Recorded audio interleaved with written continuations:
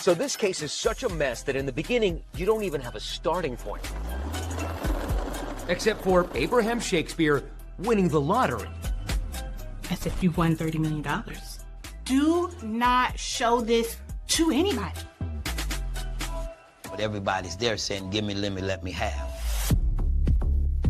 Women with car full of kids would pull up and say, oh, the Lord led me to you. And I would be like, no, that would be Google Maps, honey. One of the things that people talk about when they talk about winning the lottery is that it's cursed. I really would like my old life back where I could walk the streets like a normal person. But then all of a sudden, things go silent. And nobody knows where Abraham Shakespeare is. Hey, have you heard from Abe? No, I haven't heard from him. Have you seen him? No, I haven't seen him either. A lot of people says, well, I think he took his money and wants to get away from all this. So how many people in Polk County owed Abe Shakespeare money? Over 20, maybe close to 40. There are all these people with this web of connections to Abraham Shakespeare, and any one of them might be someone who has a motive to see him dead.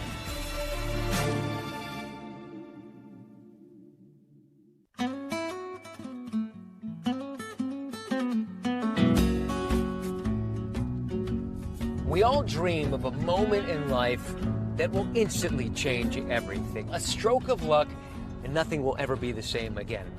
That's exactly what happened to a man with the name you will never forget, Abraham Shakespeare.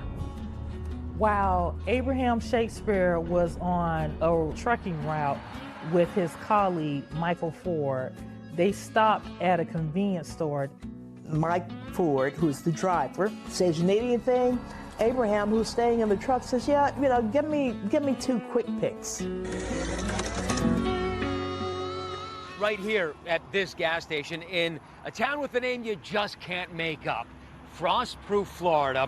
1 stop, 2 quick pick lottery tickets, one of which would change his life forever. A jackpot worth $30 million.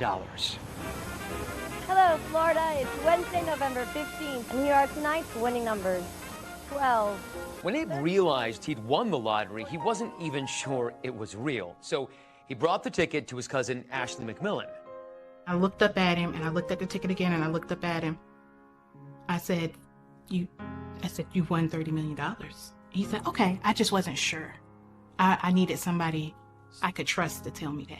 And I was like, do not show this to anybody else. You go to Tallahassee and cash this in immediately. News of Abe's win quickly spread across the state of Florida. It was at this convenience store that Abraham Shakespeare bought the lotto ticket that changed his life. A Lakeland man is waking up a millionaire this morning. 40-year-old Abraham Shakespeare. He had the winning numbers, and Mr. Shakespeare, I'd like to give you my phone number.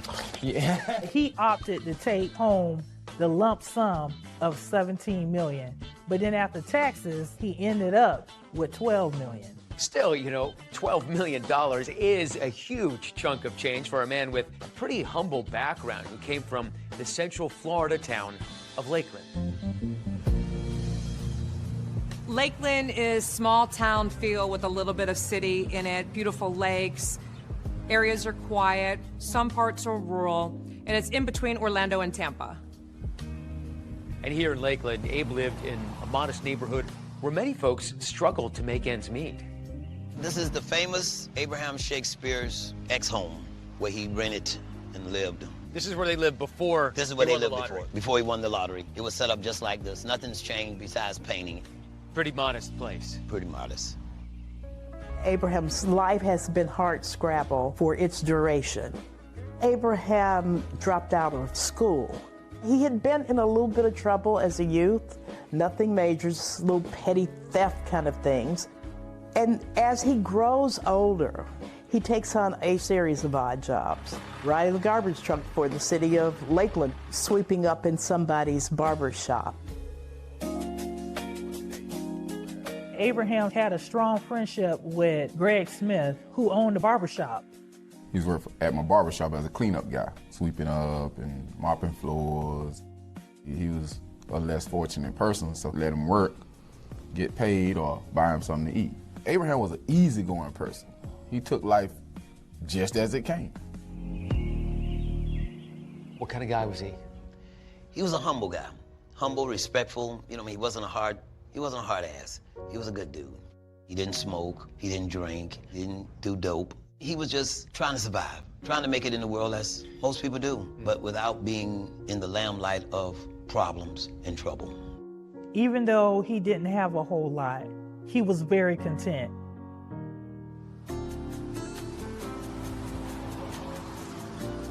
Abraham has all of this money. He can move anywhere he wants to, but instead, he stays home. He stays in Lakeland. I think to a lot of people's surprise, Abraham did not go buck wild, as they say, when he got his money. He didn't overindulge. Abraham says, I want to buy a car. So off me and Abraham went to the car dealership. Abraham walks up on this particular car and he liked it.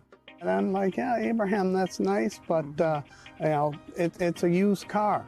Used or whatever, it was a gem to him. He said he would go to Denny's to eat breakfast. He bought a Rolex watch from a pawn shop. He come to the shop every day, millionaire, come to the shop, sweep the floor. Yes. You better not drop a penny on the floor. First thing he gonna say, he gonna pick it up, he gonna say, pennies make dollars. Abraham doesn't spend much money on himself, but the one thing that he really wants is a new house. So he buys a 5,000 square foot, $1 million mansion. Prior to winning the lottery, he would walk around this exclusive neighborhood and he would dream about living in one of those homes. He was able to buy his dream home for $1 million in the gated community. And Abe quickly opened his doors to friends and even strangers. And one of those strangers was Centuria Butler, who was at the time down on her luck when she met Abe at a party he threw at his new house. At the end of the night, he was like, where are you going? I was like, might be staying in my car tonight. He was like, well, you know, you can stay here until you get on your feet. He literally let me as a stranger move into his house. A friendship blossomed. Centuria and Abe grew close, and eventually they welcomed a son named Jeremiah. When the baby is out and they bring him over to the bed, Abraham with his long arms, he swoops in and he takes the baby right out of her hands. And he's holding him. And he's like, yeah, I got my snookum pookum. But for Abe, it wasn't enough just to provide for his own family. Abe seemingly wanted to help everyone. And pretty soon, his generosity spread throughout Lakeland. When Abraham won the lottery, all of Lakeland and Polk County won the lottery. People did not hesitate to come to Abraham and say, you know, I need money for my mortgage. They're going to foreclose on my house. They're going to repossess my car. I've got to bury my mother. Everything you can think of that someone needed. Now you're dealing with all kind of people you want to look out for and people you don't want to look out for, but everybody's there saying, give me, let me have. Abraham wins this huge lottery, and then within a day, everyone wants a piece. I couldn't even talk with him 10 minutes. His phone was ringing. By the time he get off the phone with that one, another one would call him. There were days that random women with car full of kids would pull up and say, oh, the Lord led me to you. And I would be like, no, that would be Google Maps, honey. It got tiresome to him. He got fed up with it a lot. I really would like my old life back where I could walk the streets like a normal person, but got people coming up asking for money. And Abe's fortunes might be about to take an even more serious turn for the worse. His friend comes forward and says, hey, that's my ticket. All those multi-million dollars, they're mine. Abraham Shakespeare was on the verge of losing his entire fortune.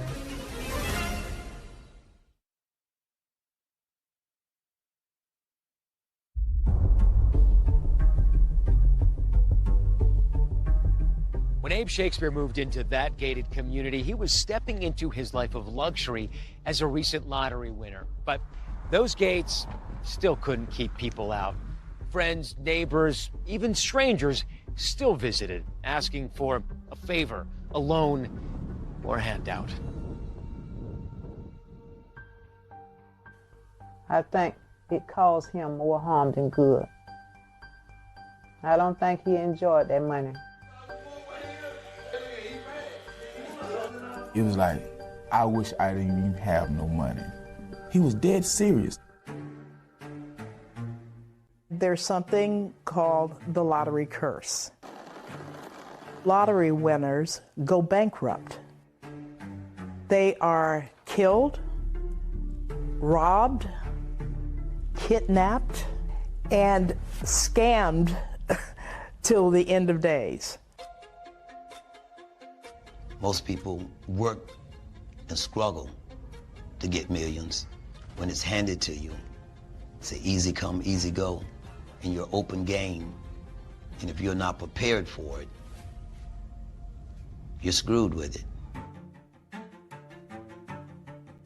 Abe tried to manage that flood of requests, turning some of those handouts into loans, but this was far from a perfect system. One of the things that Abraham did was he set up a business venture in which he became the Hood's bank. But that also meant that he had to make arrangements with them for when they would pay back and how much they would pay back. This was becoming overwhelming. Abe was giving out money faster than he could keep track of. And then things took an unexpected turn with that coworker on the trucking route, the guy who bought the winning lottery ticket for him, Mike Ford. Suddenly, there's a lawsuit against Abraham filed by Mike Ford, who is claiming that Abraham stole the tickets. I was able to immediately get in contact with him. He was upset because he thought that Michael Ford was a friend. To defend himself, Abe brought in a high-profile attorney named Willie Gary. Willie Gary is a force, very self-confident. Willie has a private jet. He drives around in Rolls Royces. He wears, of course, custom-made suits.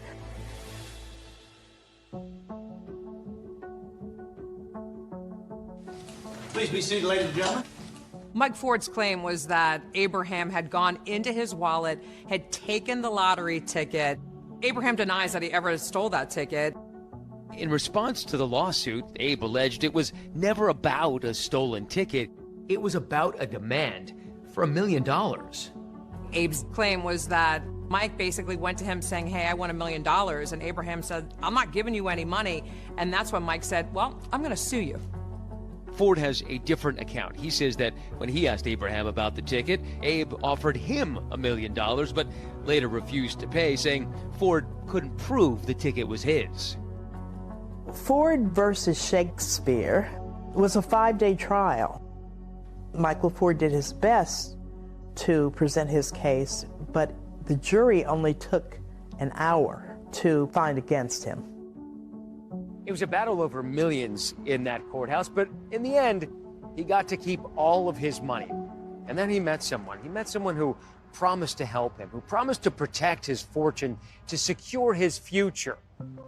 Was Abe's luck finally turning around? A woman named Dee Moore, they called her Dee Dee, Florida-born, very ambitious, pretty smart. She comes along.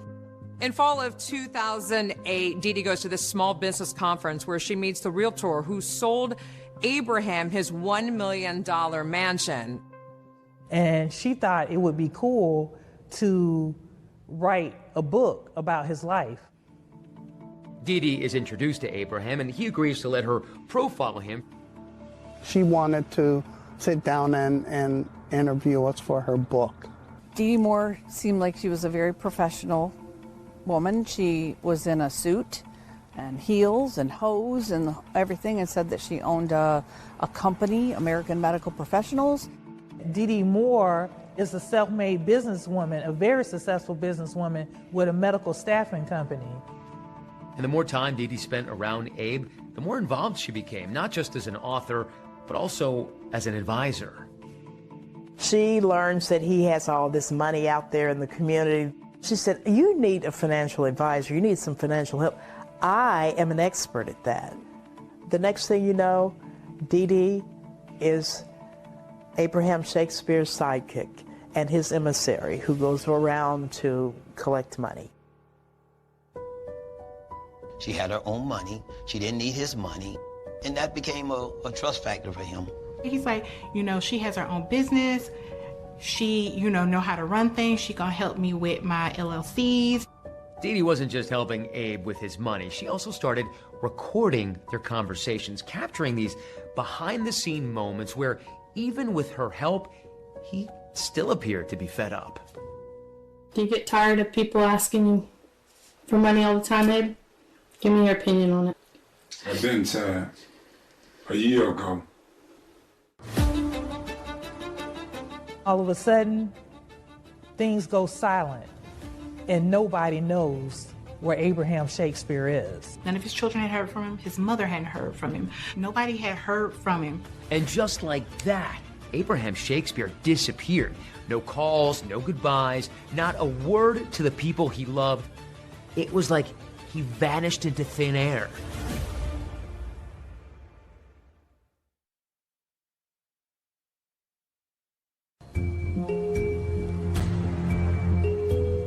Abraham Shakespeare seems determined to shake that lottery curse, especially after his generosity cost him almost all of his jackpot millions. Now he's fighting to get his finances back under control.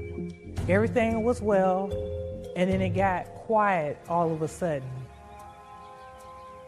In April of 2009, there's a stir going on in the community about nobody having seen Abraham Shakespeare in a while. A little buzz at first, and then it gets louder and louder and louder and becomes a thing. People start to talk, hey, have you heard from Abe? No, I haven't heard from him. Have you seen him? No, I haven't seen him either. And that kind of started to snowball when everybody started to realize, I haven't heard from him either. And so at what point did you notice that Abe might have gone missing? When I would call, he would always answer me or respond back. And when I didn't get that, then it began to make, somewhat of a red flag. There was this widespread speculation around Lakeland that Abe finally just got fed up with all these people thinking that he should share his fortune with everyone. And as a result, he decided to skip town. It was common knowledge that Abraham said that he got tired of people asking him for money. I really would like my old life back where I could walk the streets like a normal person. When nobody's seen him, for the first couple months, we were like, okay, he did say that he was gonna go away for a while and just let things, kind of die down and chill, and then he was gonna come back. And friends say Abe had a very good reason not to skip town for good. Even though Abe and Centauria at this point were no longer living together, Centauria says Abe was still a devoted father to their son Jeremiah. He was just like so excited about being a father, and he would take a picture every day.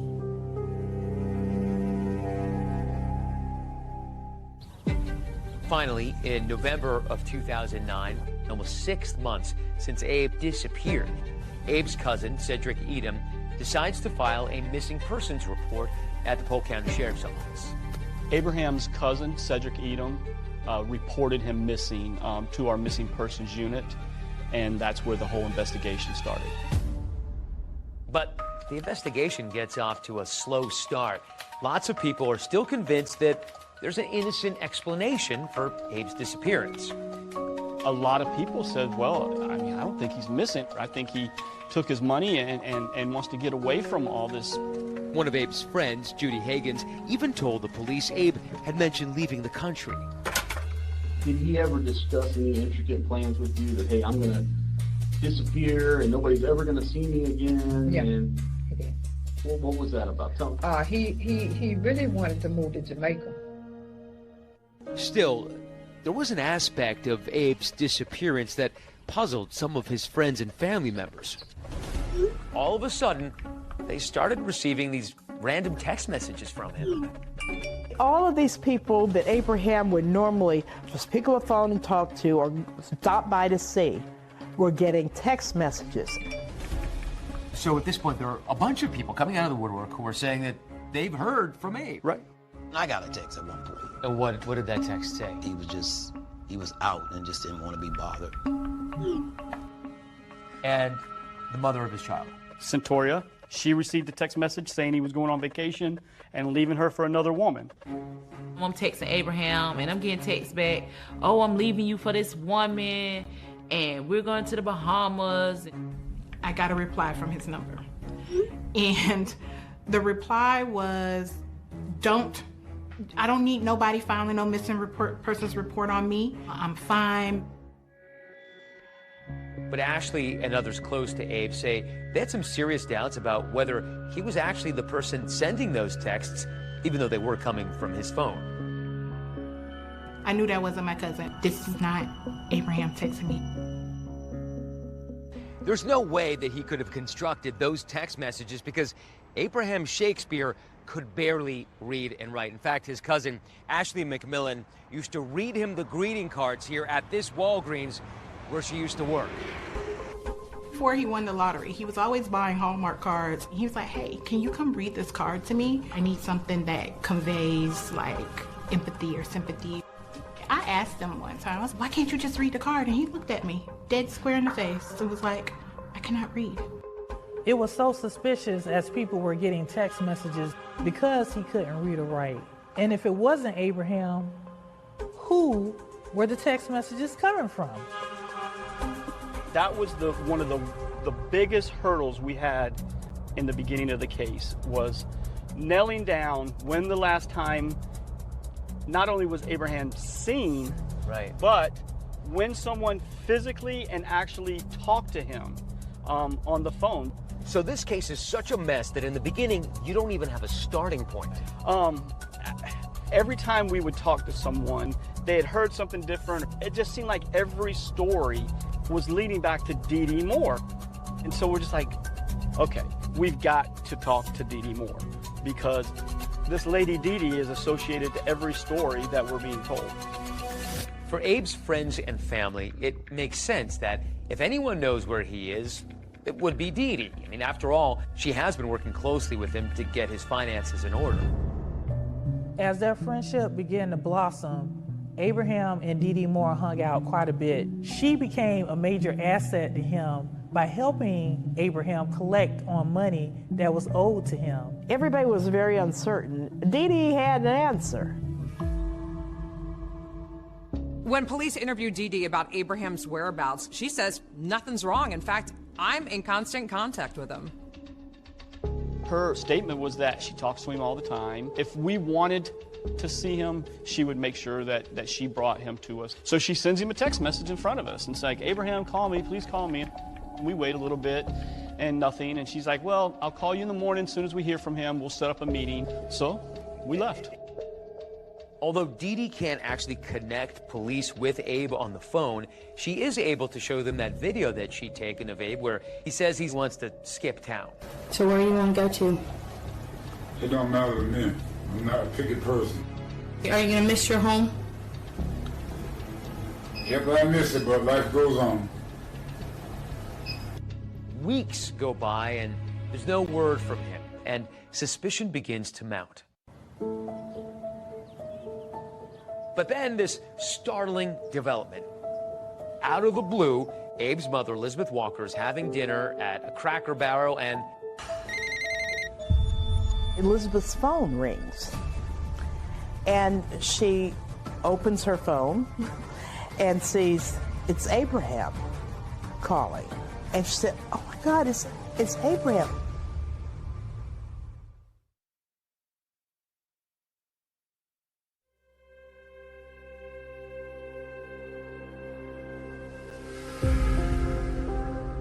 Abraham Shakespeare is reported missing on November 9th.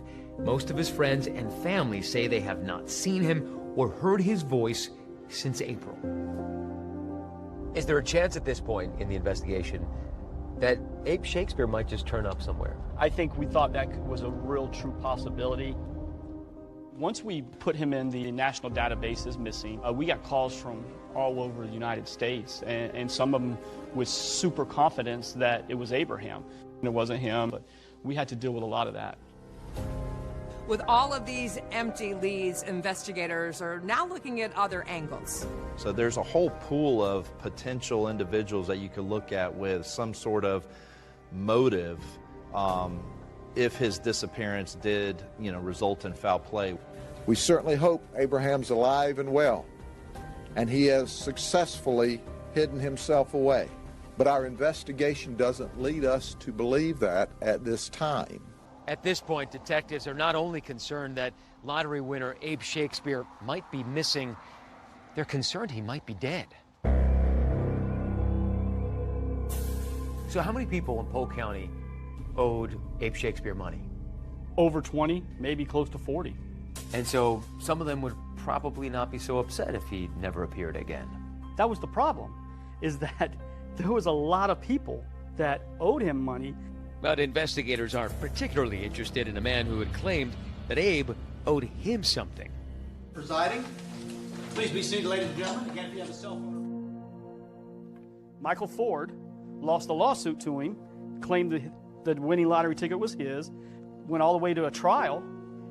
He's probably pissed off. $30 million of upset. Michael, we're up here talking to you about Abraham Shakespeare. How do you know that name? Because I went to trial with him for a lotto ticket. Okay. And at no time did you see Abraham Shakespeare while you were in Florida? And just for the record, you didn't in any way harm, hurt, or cause Mr. Shakespeare to be missing at this time, did you? No, sir. We actually pulled his phone records to confirm that where he was, and he was in Georgia. I mean, we looked at him that hard, but it was more of an elimination thing. Well, detectives have a long list of possible suspects to go through. Marissa Green at the Ledger in Lakeland is focused on one person, Dee Moore. I felt like I had a vested interest in finding Abraham Shakespeare, just like the detectives. A couple of weeks before it was officially announced that Abraham Shakespeare was missing, I met Dee Moore over the phone for the first time. She promised that she could produce him and I could interview him, but that never happened, and it went silent. And so that's when my red flag started to raise about this woman and who she was. Then in December 2009, Marissa is able to convince Dee to come down to the Ledger newsroom for an interview with her and her editor, Lyle McBride. Dee tells them that at the time Abe disappeared, most of his lottery jackpot was long gone. And he didn't have any money left, really. Right, except for what he was collecting, the regular little loans. The few that were paying him back, that's what he was living off of, because everything else was froze. Because all his other money was tied up. She said everybody else was taking advantage of him, but not her, because she had her own money. That's the kind of person I am. If you've asked my family and my friends, I've been that way my whole life. I always helped people. During that 3-hour interview, Dee now tells a different story. Now, she insists that Abe left town to avoid having to pay money in the child support fight he is supposedly having with the mother of his son, Centoria Butler. And so he was very upset and adamant that he would rather spend 179 days in prison, if they find him, than to pay her anything. There was never a plan to go to court to get child support. I never attempted to go to court to get child support. That was the end of the story. So during the interview, we played good cop, bad cop, and I was the bad cop. I was the one asking the hard questions of Dee Moore. Where is Abraham? Well, Abraham knows he was supposed to go for contempt of child support, okay? And that's the question I asked. Where is Abraham? I do not know. And I told the cops this. I do not know his address. I didn't want to know because of the fact that we knew he would have a warrant out for his arrest. That interview with Dee Moore at the Ledger, it ends without any new information regarding Abe's whereabouts. But then a month and a half after he was reported missing, there's a surprising turn of events involving Abe's mother, Elizabeth Walker. Dee befriended her. And they're having dinner together one night. The phone rings. And it's Abraham. Hi, Mom. I love you. "Oh, baby, I miss you. Where are you? I can't hear you. It's so loud. I can't really hear you, but I'll be home soon. I love you. I love you too." And that's the end of the call. Dee Dee says, "Oh my God, you know, he called you. See, he's okay." And Miss Walker appears to be relieved, but not quite sure, because Abraham sounded different. Abe's mom is suspicious. She was suspicious, didn't think it sounded like her son, but in the back of her mind, maybe he really does have a cold, maybe he's really sick. Turns out the police are able to trace that phone call, and it leads them not to Abraham Shakespeare, alive and well, but to a very different person. We had that 30-day location tracker on the phone, so we pulled it up, and it's at the Lakeland Mall. Will that phone call help cops unravel the mystery of what really happened to Abe Shakespeare?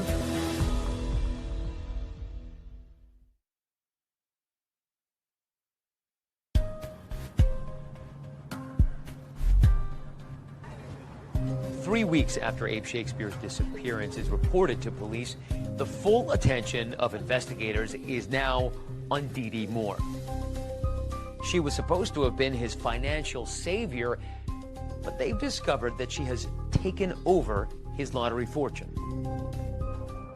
What did you see when you looked into his finances? Abraham didn't have access to a penny of his money. Dee Dee had not only taken over all of his banking accounts, she had transferred money out of the banking accounts. Dee Dee tells Abraham that for his benefit, he needs to sign over his assets, and so that she can have control of those assets. That's the way she can protect him from anybody coming after him for any money. She was now living in his house. I couldn't believe it. I'm like, what would make her want to live in this man's house?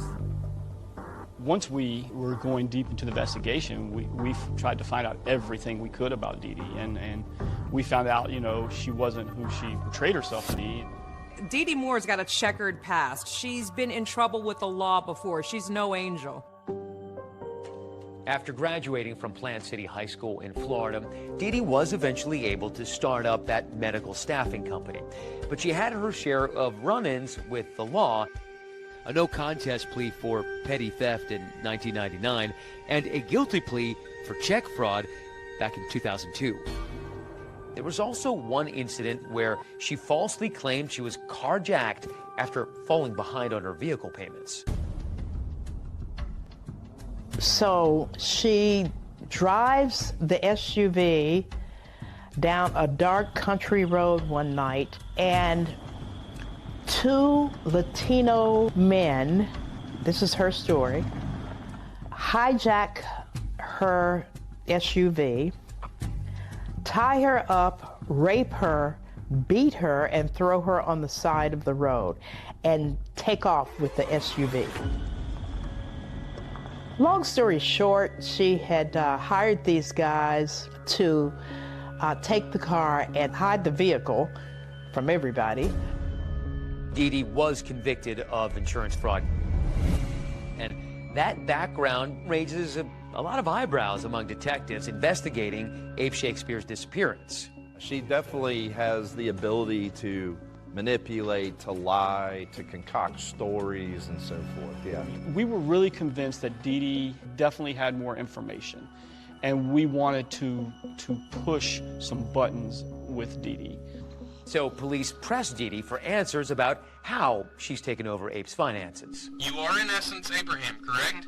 Yes. But my point in all of this is all of these people plus all of the real estate comes up to how much? But you've got to... No, comes up to how much, Dee Dee? I don't know. Comes up to how much? So, okay, so I've done the rough math, okay? It comes up to almost $3.5 million. Okay, if I'm guilty of anything, I'm guilty of helping him avoid child support. I'm not worried about any of that. Investigators may have their suspicions about Dee Dee, but what they don't have is any hard evidence tying her to Abe's disappearance. Meanwhile, Dee Dee turns to the media to plead her side of the story. Because of these people. Are you talking about your meeting with the cops? Yeah, Because of these people, my life has been turned up in the last 2 weeks. All my house has been looked over twice. They've looked through all my papers. They took my computers and downloaded their hard drive. I want this out of my life. And I feel sorry for Abraham.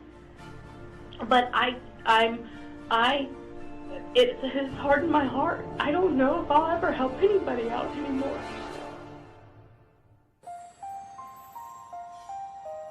Then 8.5 months after Abe's disappearance and just a couple of days after Christmas, there's a development that sends this case in a dramatic new direction.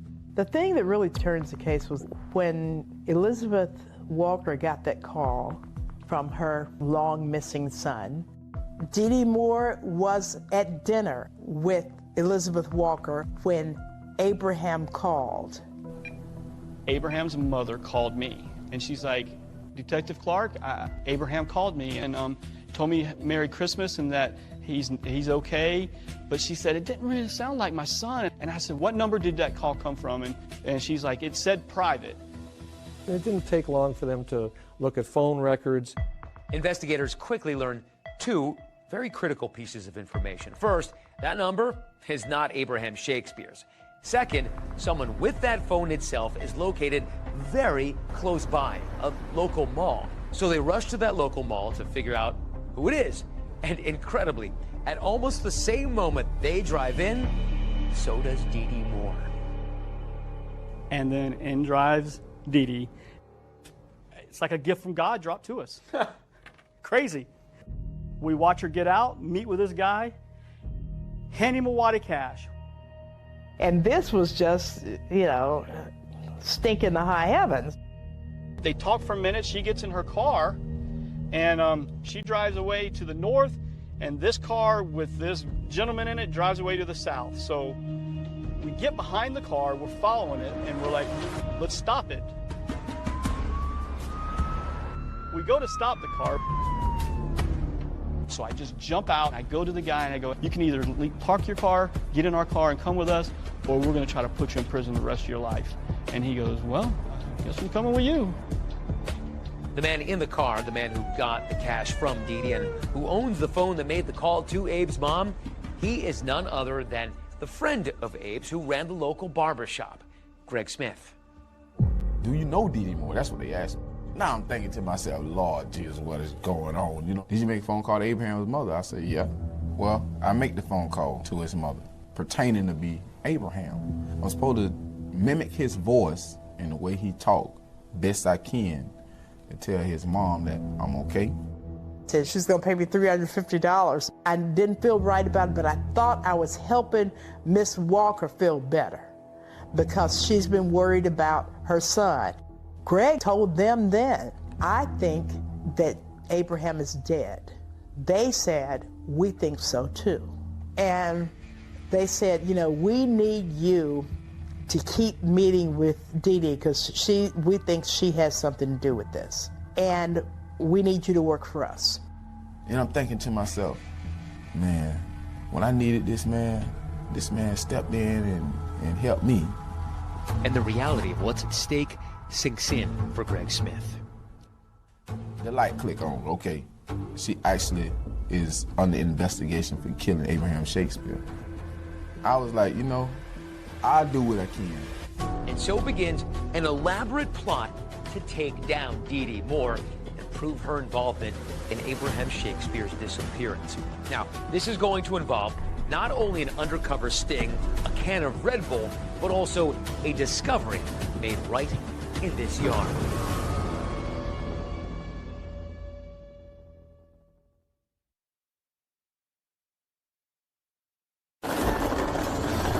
For Abraham Shakespeare, the good news is you've won the lottery. That's also the bad news. As of this time, we don't know the whereabouts of Abraham Shakespeare. Detectives are not only concerned that Abe Shakespeare might be missing, they're concerned he might be dead. We've got to talk to Dee Moore because everybody is bringing her name up. Whatever story they had, everything just kept circling back. They're saying that I took a gun and killed another human being. What they need the evidence. But I guarantee you, Ronald has killed him. We're like, Ronald? We've never heard of a Ronald. She kept saying, Ronald killed him. Ronald shot him. Why are you laughing? Because A man is dead. He's been murdered. I liked Mickey Mouse and Donald Duck. There are so many things that proves my innocence. Do you understand how listening to you is bewildering? Well, do you understand how listening to you is just, it sounds like a bunch of stupidity?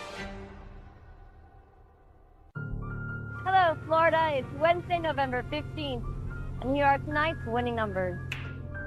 Abraham Shakespeare won $31 million in the Florida lottery, going from rags to riches. But as happens to so many lottery winners, Abe is besieged by people asking him for some of that cash. I really would like my old life back where I could walk the streets like a normal person, but got people coming up asking for money. Everybody feels that's their opportunity to get paid. But then he suddenly disappears. But no one has seen Shakespeare, including his mother, who's beginning to think the lotto prize may have been a curse. Yeah, I'm just hoping to hear something. There is contact. Family and friends receive text messages from Abraham. In fact, his own mother gets a phone call from Abraham. I answered the phone. I said, hello? Upon further investigation, detectives learned that the voice was Greg Smith, the owner of the barbershop where Abraham would work. I was like, Mom, how you doing, this Abraham? Greg claims he faked that call at the request of a woman named Dee Moore, who was helping Abe with his finances, and the police start investigating her. Despite running a legitimate business, Dee Moore has a checkered past. She's been in trouble with the law before. Greg decides he does not want to go to jail, so he helps investigators with their case. And one way that he does it is by becoming a confidential informant. I didn't set a plan out to go catch up. I just told him I'd see what I could do. I'm getting ready to talk to Dee Dee. She's getting in the car now. When I interviewed Greg Smith back in 2012, he showed me how he secretly recorded conversations with her using something he called a catch can, which he invented himself. It's a Red Bull can. Look at that thing. I wouldn't figure out how it opens even. It actually separates in between. Oh yeah? Wow. That's brilliant. That's the Dee Moore catch can. I worked undercover narcotics for 8 years, and I wouldn't have came up with this. Almost all of the meetings were in a car. Here it is sitting in front of her. She doesn't even know it's there. Well, they'll never know about you anyway. I'll never give you up. You know what I'm saying? Ever. Man, listen, I'm so deep in it with you right now. If you go down, I go down right now. Yeah. It was ingenious, but he even took it a step further. He would be smoking small cigars as they talked so that she wouldn't get suspicious. He would make it a point to flick ashes on or into the can as they were talking. Pretty simple trick, but it worked good, and it gave us a good recording of the car. I just need some time to get freaking Abraham back. Dee Dee is recorded telling Greg that Abe is alive. After she had asked Greg to make that fake call to Abe's mom, Dee Dee now asks him to call someone else to continue spreading the news that Abe is okay. Should I say that he talked to his mom? Yeah.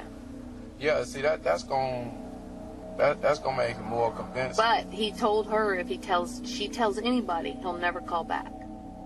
Okay. You make sure you say that. That sounds a little bit more convincing. Say that if she tells anybody, Abraham told her he would never call back. What's up, Dee Dee? Greg later reports back to her that the call went well. So you tell him, yeah, he's still living. I said, yeah, he's still living. I said, if anybody want to know if he's still living, yeah, he's still living. At one point, the investigation moves to a local hotel where Dee Moore and Greg Smith meet. So Dee Dee and Greg go to the hotel to follow up that fake phone call with a fake letter? Yes, they did. These rooms is expensive. We're listening as they're in the hotel. That's not the same laptop you had, is it? You went and bought that? Today? Here comes a brand new laptop and a brand new printer. But she is very paranoid now about leaving any traces that can be taken back to her. So she's dressed in full hospital gown, gloves, face mask, hair, so that while she's typing, that none of her DNA gets on the paper or gets on the envelope or anything. She is determined.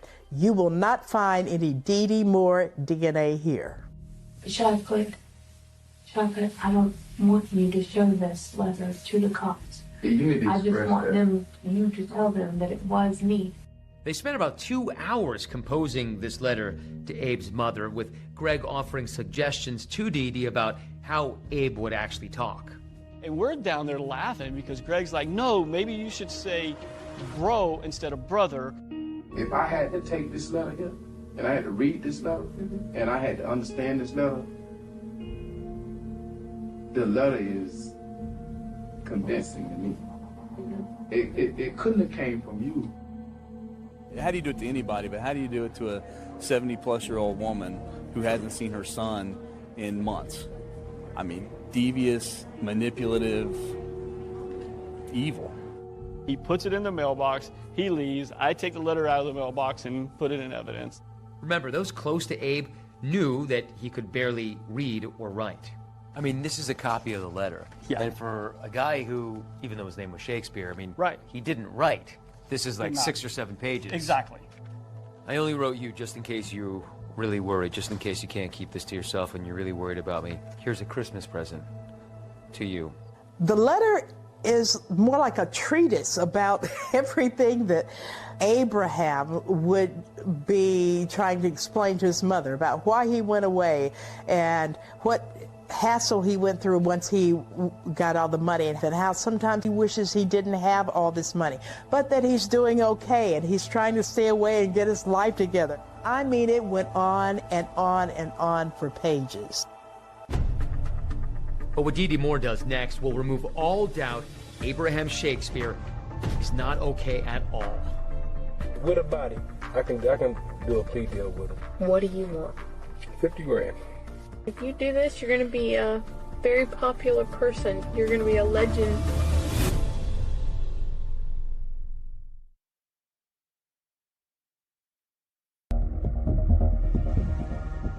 By this point, all of the law enforcement officers' instincts are firing on Code Red. They feel that Dee Moore knew what happened to Abraham Shakespeare. What they need the evidence.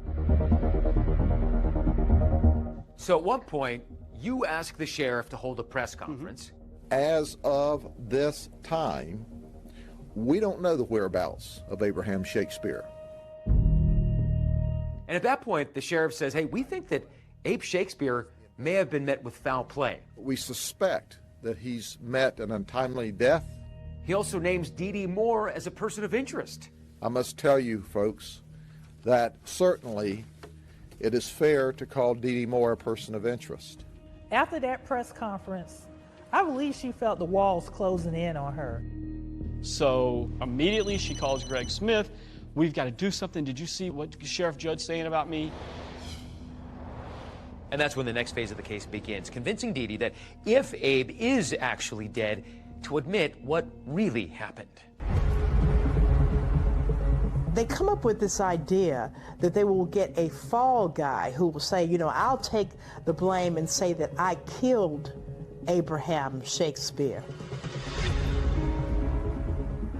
We call a guy named Mike Smith. I mean, he's just a very large, intimidating fella, and one of the best undercover guys I've ever worked with. And his last name happened to be Smith, the same as Greg Smith, and they pretended to be cousins.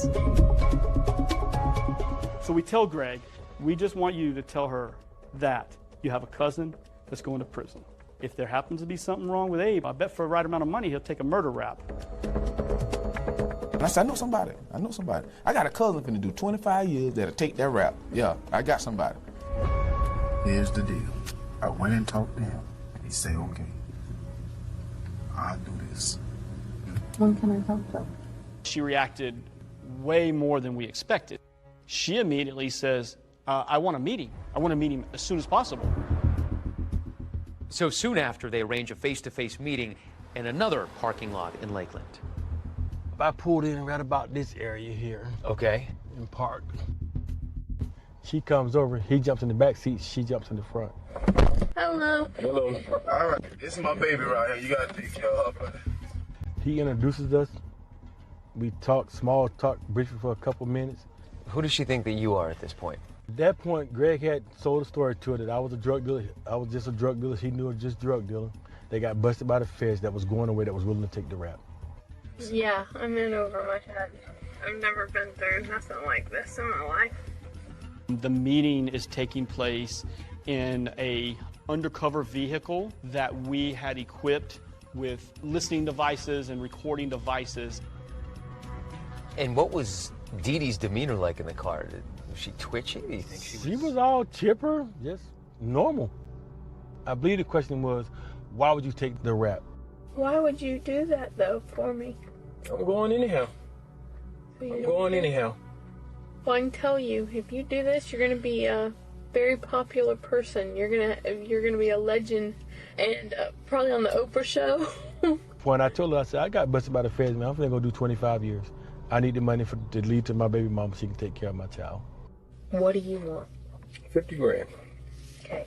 Can I do it in payments? Because I don't have that kind of cash. I'm gonna have to sell some. I'm gonna need 10 up front. Once I do this, make sure my boy get the money. Okay. But that's not enough. You feel like you need more out of her. I felt like I needed more out of her. I felt like we needed a body. Like I said, I'm gonna need a body. Probably can get a plea deal with them, because they definitely gonna want a body. Okay. And then Mike tells her, wherever the body is, I want to move it, because if I'm going to confess to this, I'm going to make it my own. And she brings up, there's a guy named Ronald, a drug dealer. If you take the rap, he is not going to show up. And I guarantee you, Ronald has killed him. I just know it. We're like, Ronald? We've never heard of a Ronald. And Ronald's the one he owed the money to? Yeah, they were doing a drug deal. No, I think Ronald killed him for the money Abraham had on him. Abraham had a ton of cash on him. Like the tune of $800,000.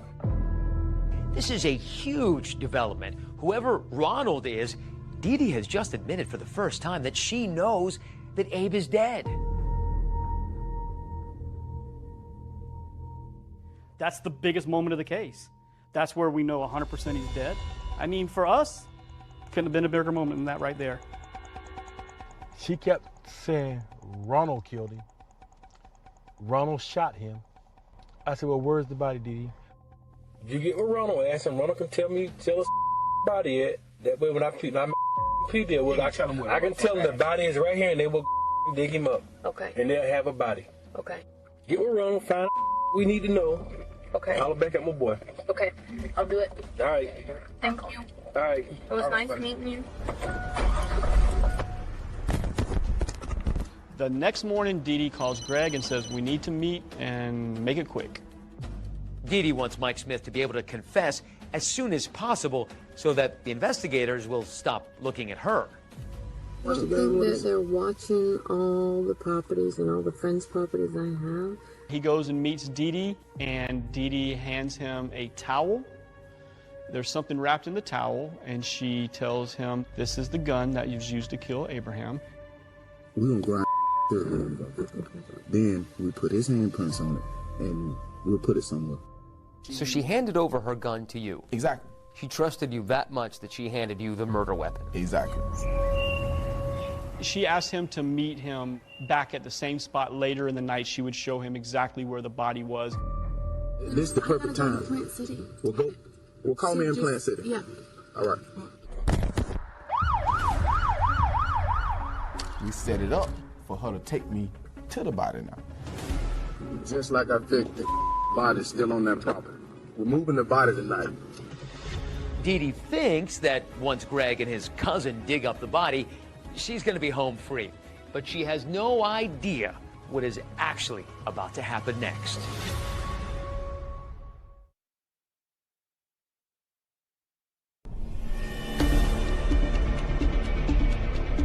Not long after Dee Dee meets with the man who she believes will take the rap for killing Abe Shakespeare, she's driving along this road with Greg Smith, heading to a property she owns on the outskirts of Lakeland.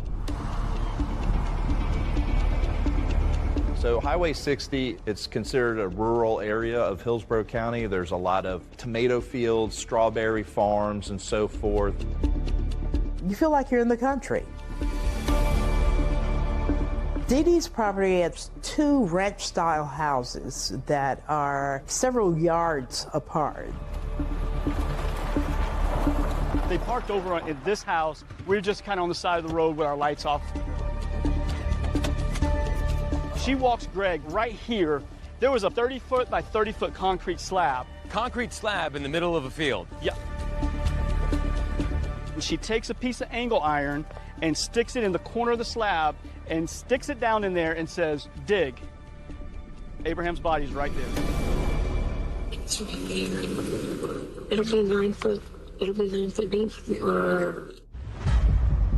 And you're listening to this. You guys must be just going nuts at this point. I think once we heard that, we both look at each other and go, wow, let's just hope this isn't another Dee Dee spin or scam on things. We didn't know if we actually had the body down there or not. As authorities begin this arduous work to uncover what's below ground, they simultaneously set up their next tactic for Dee Dee.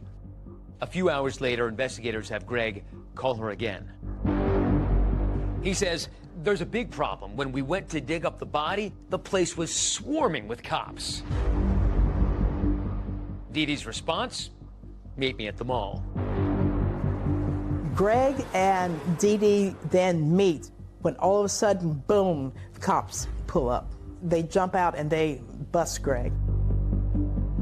I'm sure she's thinking that we're arresting Greg for the murder of Abraham. So she's composed and says she wants to come back and talk to us and let us know some things. Okay, so you get her in here. That's you. That's me. Okay, who is this guy? Gregory Smith. Gregory Smith. That's who I know him as. Okay. Abraham introduced me to him. She first says, hey, I'm glad y'all got that guy Greg. I think that he's done something to Abraham. Find out what he knows, because he knows where Abraham's at. And so I let her go on for a few minutes, and I said, look, Dee Dee, I got some bad news for you. I think you know where I'm going with this, Dee Dee. The gig is up. Okay? The gig is up. Listen, everything that you've told him, everything you've done, everything is recorded, Dee Dee. Everything is recorded. Finally, you see her demeanor change. She rests her head on her hand. We talk to him 10 times a day. We know every move you make. We know everything. Dee Moore is caught pretty much red-handed. I want a deal, and I won't give you the person's name. Dee Dee at various times blamed everybody under the sun for killing Abraham. He gave me the name of the person that did it. And here she goes into the whole Ronald, some random drug dealing guy. I honestly don't know the guy's name. I know him by Ronald. So it's Greg Smith, it's Ronald, it's Mike Smith, the undercover. The undercover, it's her son, it's Cedric Edom. Everybody else. Crazy, crazy. Police say there is zero evidence that any of those people were actually involved. Dee Dee, you've said so many things you can't even keep your head straight. Okay, well, listen. Who shot Abraham? You know who. No. Who shot Abraham? You know who shot him. Authorities allow her to leave because without a body, they didn't have a case to arrest her. Meantime, back at Dee Dee's property in Plant City, a team has assembled to attempt to find the evidence they need to actually arrest her. We're talking probably 30, maybe 40 folks. This is definitely not a run-of-the-mill scene. The concrete slab was like a 900 square foot tombstone. We've got a 30 by 30, 9-inch thick concrete slab that we've got to bust up.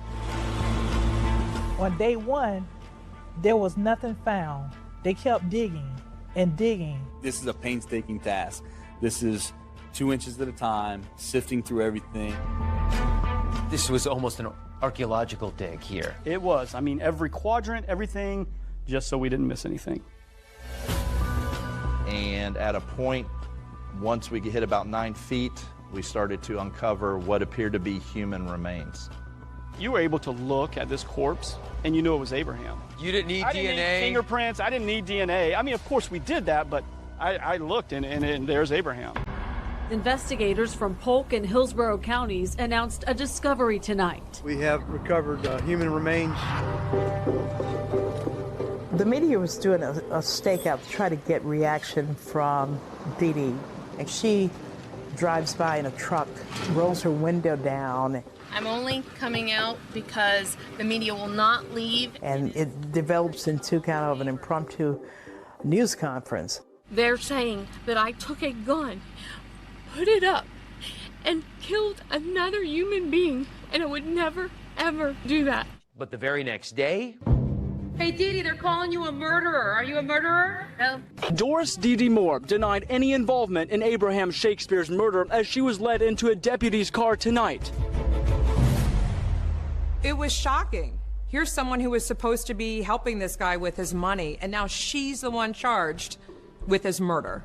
By the time we presented to the grand jury, she had provided the murder weapon, the body's behind one of her houses. It's at the bottom, $1 million. Dee Moore was indicted for first-degree murder, premeditated murder of Abraham Shakespeare.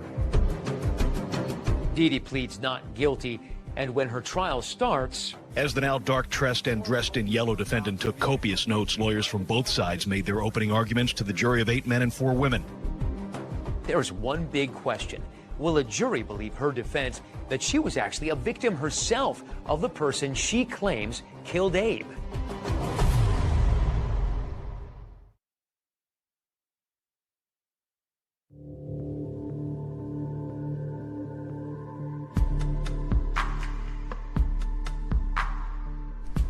Six years after Abraham Shakespeare won the Florida lottery, 3.5 years after he disappeared, the murder trial of Dee Moore is set to begin in this courthouse in Tampa. State of Florida versus Doris Donegan Moore. This has been a full day packed with the opening statements this morning and then the testimony this afternoon in what promises to be a full of drama trial. The public's interest in this case was incredible. Prosecutors claim Dee Moore swindled. Journalists are always looking for something that is unprecedented. Dee Dee's diabolical scheme to steal from, then kill lotto winner Abraham Shakespeare. Or unusual, conflict, scandal. And this had pretty much all of the elements. An anaphylactic shock. Of course, Dee Dee's behavior in the courtroom also helped keep the story going. Another day, another outburst. We're not going to go back and forth. You need to compose yourself. The prosecution is out to convince the jury that Dee Dee meticulously planned Abe's murder. She conducted a sophisticated campaign to conceal his death by making up stories, by sending text messages. Prosecutors showed the jury video that Dee Dee took of Abraham in the mansion, and it's really the last piece of video of Abraham alive. Are you gonna miss your home? Yep, I miss it, but life goes on. She's setting up her alibi. She was setting up her story. She knew that Abraham was confronting her about the lack of funds and the ability to access his money and so forth. And it came to a point where, in Dee Dee's mind, she's going to have to do something about this. Prosecutors believe right after that recording, Dee Dee and Abe traveled to her home in rural Plant City, Florida. And it's there that prosecutors say she shoots him and leaves him until the next day. The body's on property she owns. The murder happened in her house and with her gun. She admitted she bought the lime that was poured over the body of Abraham Shakespeare. Prosecutors show video in court of Dee Dee going to Walmart to buy cleaning supplies. She was purchasing bleach and like latex gloves and I think some shovels to help Mike Smith and Greg Smith dig this body out by hand and dispose of it. Although Dee Dee has never faced formal charges alleging she stole Abe's money, prosecutors say it was greed that motivated her to kill him. Centuria is Abraham's former girlfriend, and she tells jurors that Dee Dee told her that she was plotting to take his money. She made it sound like she wanted to clean him out. Why do you say that? Because she wanted to know about all of his assets, and she was like, I can help you clean him out.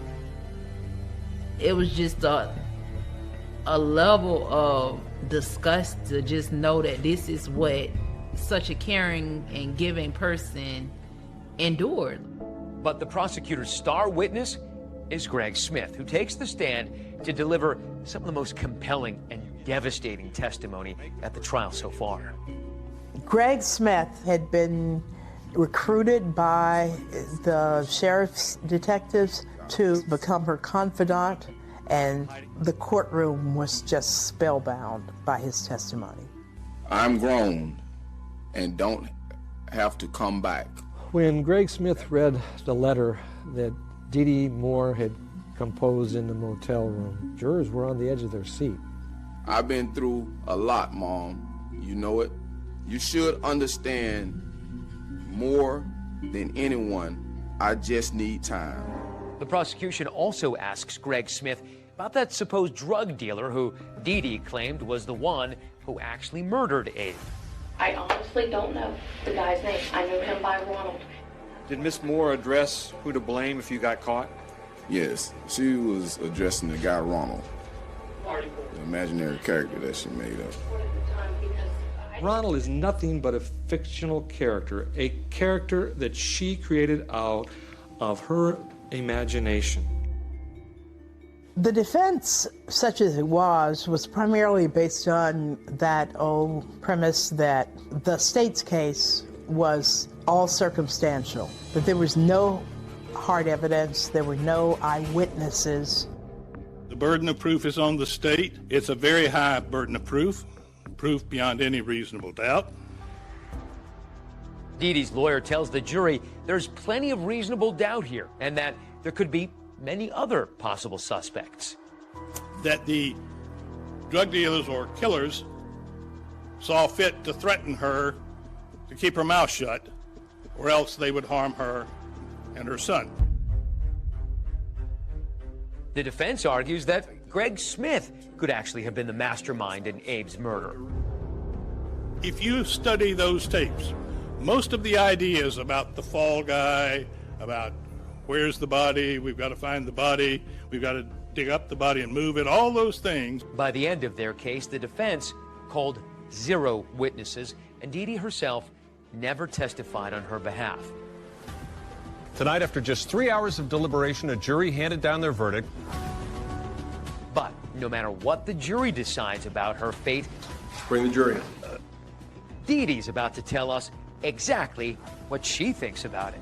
They didn't get to hear my side. They didn't get to see my evidence. They didn't get to hear my witnesses. Why didn't you take the stand then?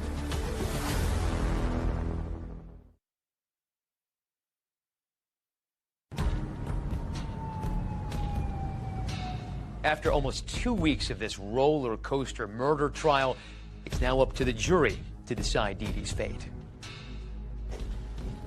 Bring the jury in. Tonight, after just 3 hours of deliberation, a jury handed down their verdict.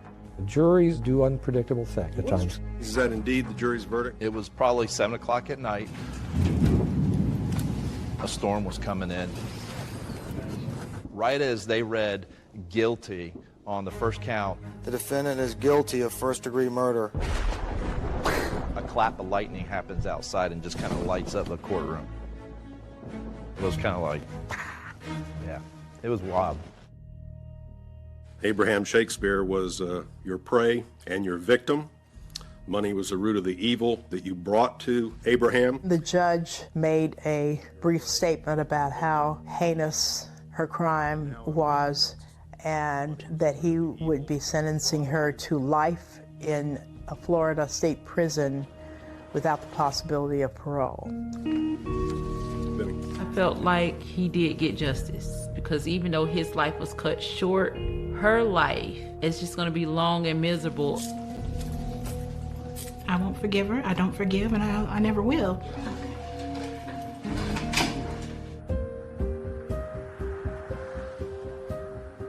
Convicted murderers rarely talk while they still have appeals left, but then again, Dee Moore is no ordinary murderer. I'm not nervous. I don't get nervous. Hi.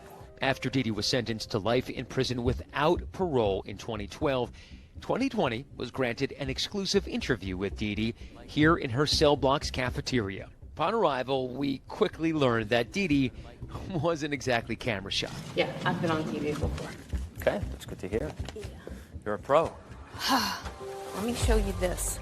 And this is fan mail. This is people... I have more than fan mail. I have a movie producer doing a big TV screen production of my case. Despite that jury taking less than 3 hours to convict her, Dee vehemently maintains her innocence. I think people are complete idiots that think I had anything to do with it. I really do. When the guilty verdict was read, what went through your mind? They murdered me by the hands of justice. I'm murdered. You might as well kill me, because this is no type of living in here. Because I would never harm another human being. I would never hurt nobody. I liked Mickey Mouse and Donald Duck and Disney. I like Tinkerbell and kind things. I'm not a mean person. After a 2-week trial filled with damning audio and video evidence, I wondered if Dee might finally come clean about what really happened to Abraham Shakespeare. Did you murder Abraham Shakespeare? Absolutely not. Did you bury him in your backyard? Absolutely not. Why are you laughing? Because... A man is dead. He's been murdered, yes, clearly. Yes. And you're laughing. Yeah. Because I find it entertaining that people are that ignorant. Because there are so many things that proves my innocence. You ended up in his house with all the rest of his money. Then he ended up dead in your property. Okay. But shot by your gun. You don't find any of that unusual or odd? Absolutely not, considering the people he hung around. I only knew this man for 4 months, and I'm just gonna, oh my goodness, I met this man, and you know what? I'm gonna plot a murder in 4 months. Do you understand how listening to you is bewildering? Well, do you understand how listening to you is just, it sounds like a bunch of stupidity? So if Dee's claims are so convincing, why didn't the jury buy it? Well, she blames it all on her own attorney. About me. I personally would have convicted myself for what they got to hear, but they didn't get to hear my side. They didn't get to see my evidence. They didn't get to hear my witnesses. Why didn't you take the stand then? Because my you had lawyers... every opportunity to defend yourself. I wanted my witnesses to take the stand, for me to take the stand. My lawyer says we didn't need it. Your lawyer was that convinced you were going to win? Yes. But Dee's lawyer, Byron Heilman, said the decision not to testify was Dee's, and Dee's alone. We discussed with Ms. Moore whether she wished to testify. That discussion had gone on for quite some time, and she made the decision not to do that. But since she claims her case was not properly presented in court, Dee tries with us. People were trying to frame you. Absolutely. Why? Because, first of all, I was an easy target. A target, she claims, for drug dealers. Remember the story about Ronald, that so-called drug kingpin? Dee claims the gang he allegedly had was out to kill her. They were going to take my son and kill him and chop him up and put him on my doorstep. Who? These guys that the sheriff's department says didn't exist. That we have witnesses that they do exist. You give so many different versions that it's absolutely bewildering. Why is that? I'm threatened. They're making. So you're lying to the police because you feel threatened? No, I'm being told to do that. I'm being told to just keep throwing them off. By Ronald. Dee claims she has witnesses who will back up her version of events, but she wasn't eager to share those names with us. Can we talk to your witnesses? Who are they? Do you mind if we take down their names and maybe contact them? I'd have to ask my lawyer, but I don't know if they'll... These witnesses don't exist, and that certainly looks like your handwriting. What do you mean? That looks like your handwriting. What you said were witnesses' notes looks like your handwriting. No, I don't think that these witnesses exist. If not, why won't we know it? So... Dee says since she's appealing her conviction, she can't actually talk about them. And with that, our interview is over. We need to go and take her now. Okay, thank you. Well, it was nice meeting you. You too. Dee Dee may not have been willing to share her evidence of supposed witnesses with us, but she's going to get a chance to present her claims in court. Is going to be back in court today. Dee Moore will try to convince a judge to give her a retrial. Will it be enough to get her murder conviction overturned?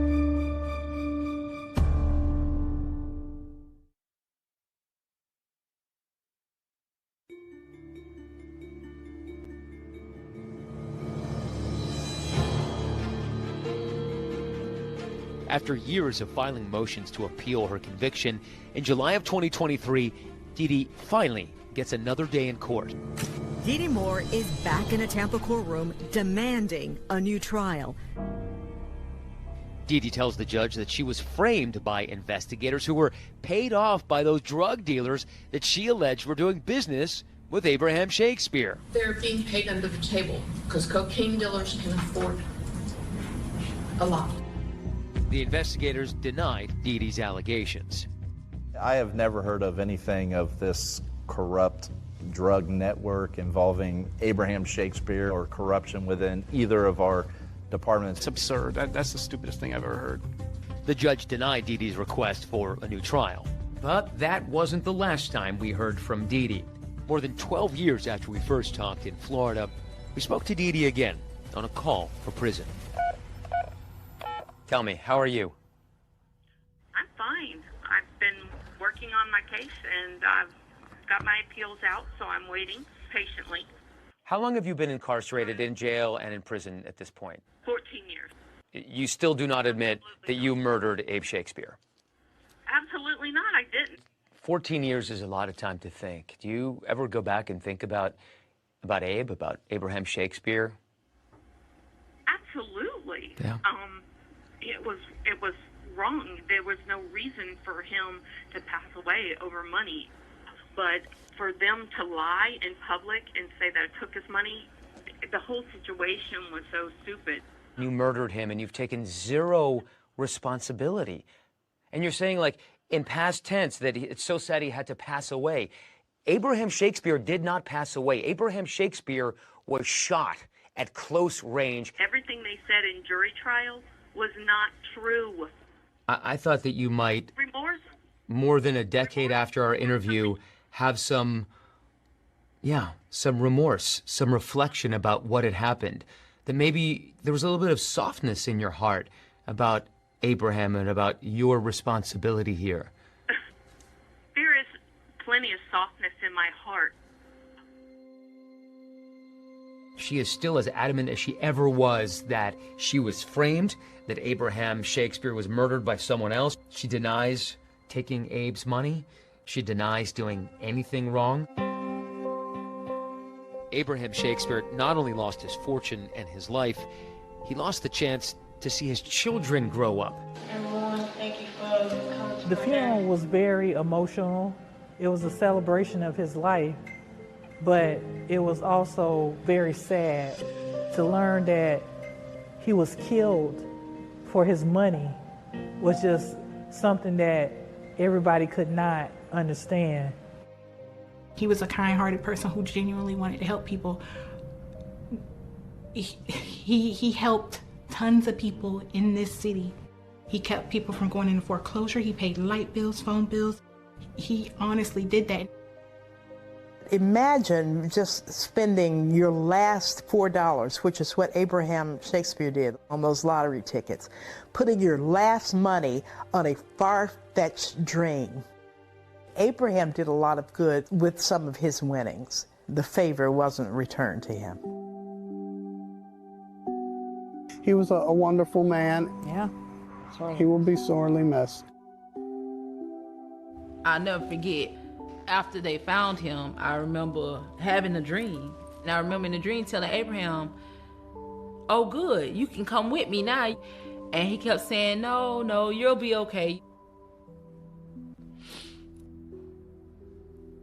That was enough for me to believe that I'll be okay. I really miss him today. I really just need to hear his voice today. I just want him, like, bring him back.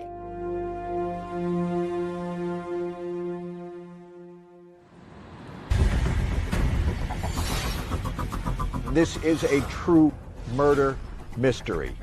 Emphasis on murder, emphasis on mystery. I felt like Lita's murder case looks like a true crime story, but it goes a lot deeper. Who would kill this woman? She wasn't robbed. Somebody came to the door with roses and shot her dead. Was there a feeling that this had to be pretty calculated? She was shot with a 9mm semi-automatic handgun. No obvious suspect. Was she at all concerned about the fact that she was in an interracial marriage and that this was a difficult time in the South? It was not a welcoming place for a black woman to live. She said, I'm done. I'm packing up my stuff. I want you to see the puzzle. When I put it together and I show it to you, you'll never forget it. Your wife's best friend has been murdered, and police are looking at you.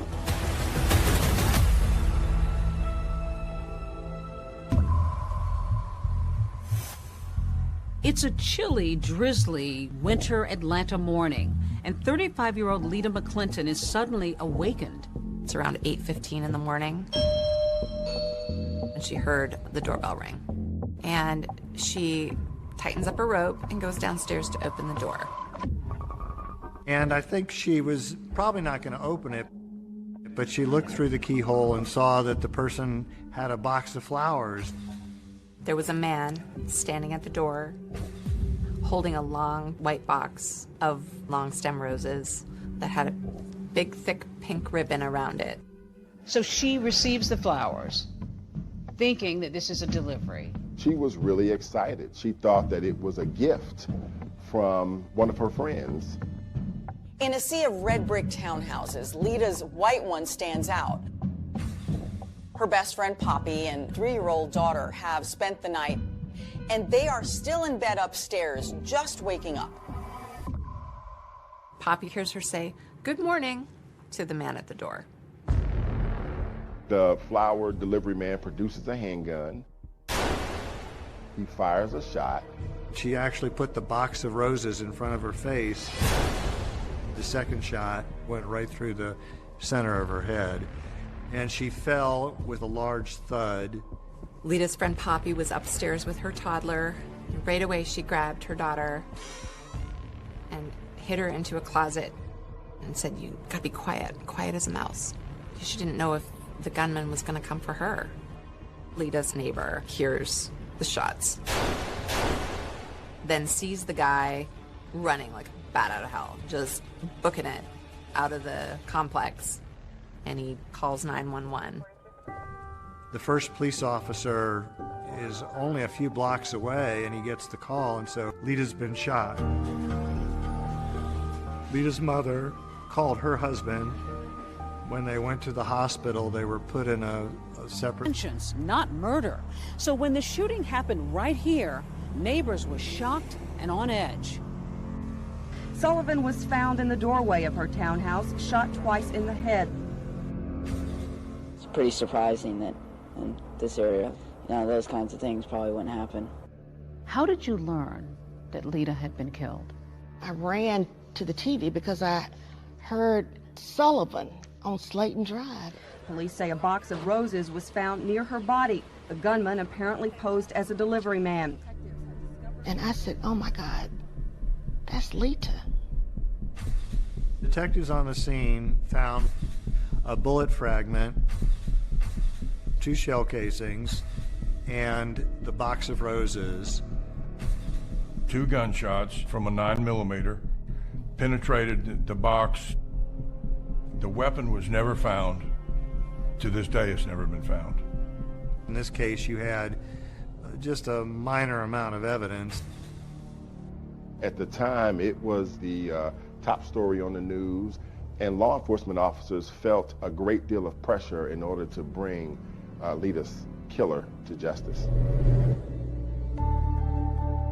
For years, Lita's case was cold, buried underneath the weight of unanswered questions and fading memories. I'm Deb Miller-Landau, and I just wrote a book called A Devil Went Down to Georgia about the murder of Lita McClinton Sullivan. I covered the story for Atlanta Magazine back in 2004. And the more people I talked to, the more that I researched, the more I felt like I began to know Lita. So talking about the day that she died feels personal. The case was also personal to Clint Rucker, the prosecutor. When I came to Atlanta to meet up with him, I learned that one of his passions is puzzles, working from the outside in, which also translates to solving homicides. Where do you begin? How do you start to connect? When I'm putting together a puzzle, not only in real life, but also a murder case, I make an assessment about what it is I'm working with. I start to identify pieces of the puzzle that are foundational. Lita's murder case looks like a true crime story, but it goes a lot deeper. It's a story about love and loss and greed. Lita had been reared in Atlanta's Black Elite. You know, on the surface, she was living an Atlanta dream. A prosperous upbringing. A very prosperous upbringing. The expectations for her life were pretty high. Black women have had to be exceptional in order to be seen. And that was the case then, and I think it's still the case now. One thing seems certain, a murder of this kind is personal. Was there a feeling that this had to be pretty calculated? Police knew almost immediately Lita Sullivan was the intended victim. Who would kill this woman? She wasn't robbed. Somebody came to the door with roses and shot her dead.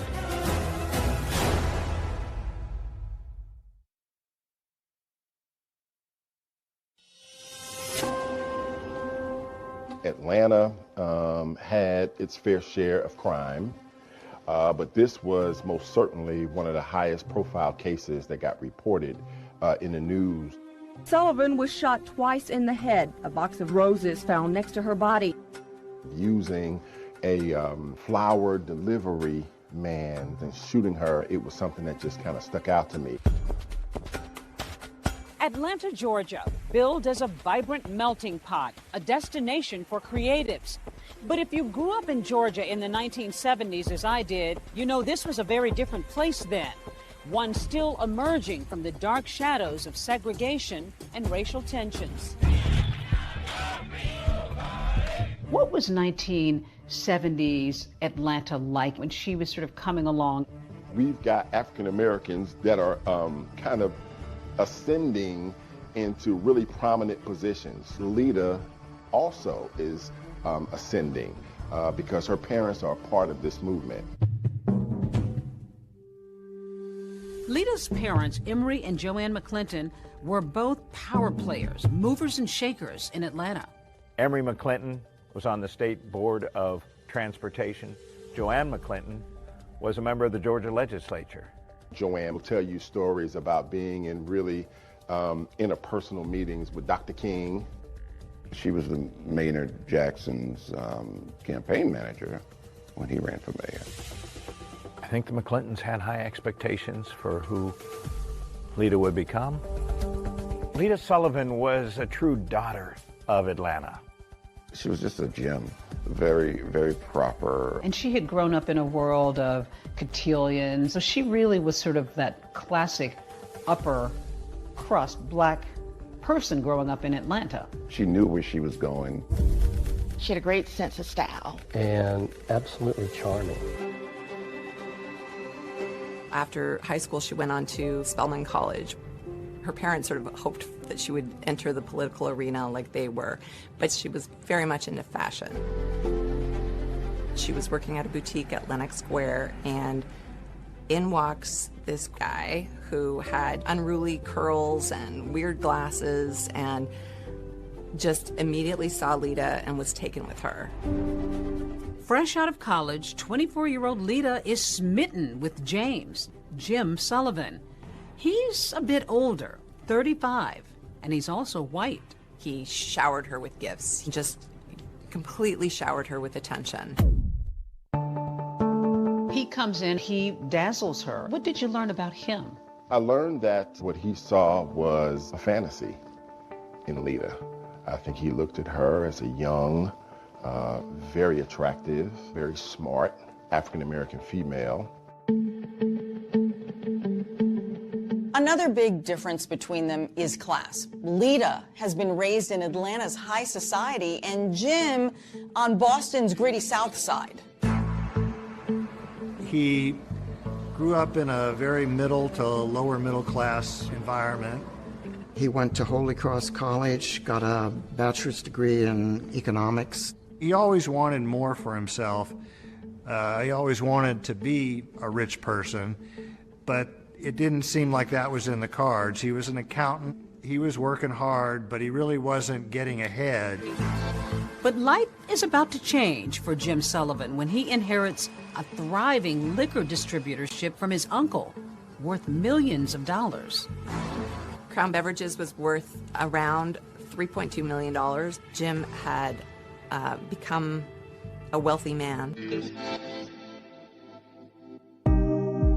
So when the McClintons met Jim for the first time, they were like, who is this guy? He had this kind of manner that was very uncouth and brash, and they were sort of mystified about what their daughter saw in him. I mean, I think the only thing they had in common was that he was Catholic and they were Catholic as well. But everything else was complete polar opposites. Another concern, of course, was race. Remember, this is the 70s. Even though the country is watching color barriers slipping away on the hit show The Jeffersons, with Primetime's first interracial couple. Your parents have never gotten over the fact that I'm white. That's because you never got over being white. At that time, this was unusual. Georgia's anti-miscegenation laws that forbade blacks and whites to marry had only been repealed 10 years earlier. Still, despite their obvious differences, Jim Sullivan pops the question to Lita. So the McClintons were like, you cannot marry this man. They felt like Lita was really making a mistake and was kind of caught up in the exuberance of this relationship. Despite her parents' strong objections, Lita and Jim are engaged. But on the eve of her wedding, Jim drops a bomb. He tells Lita that he has been married before and that he has 4 children. Lita was shocked.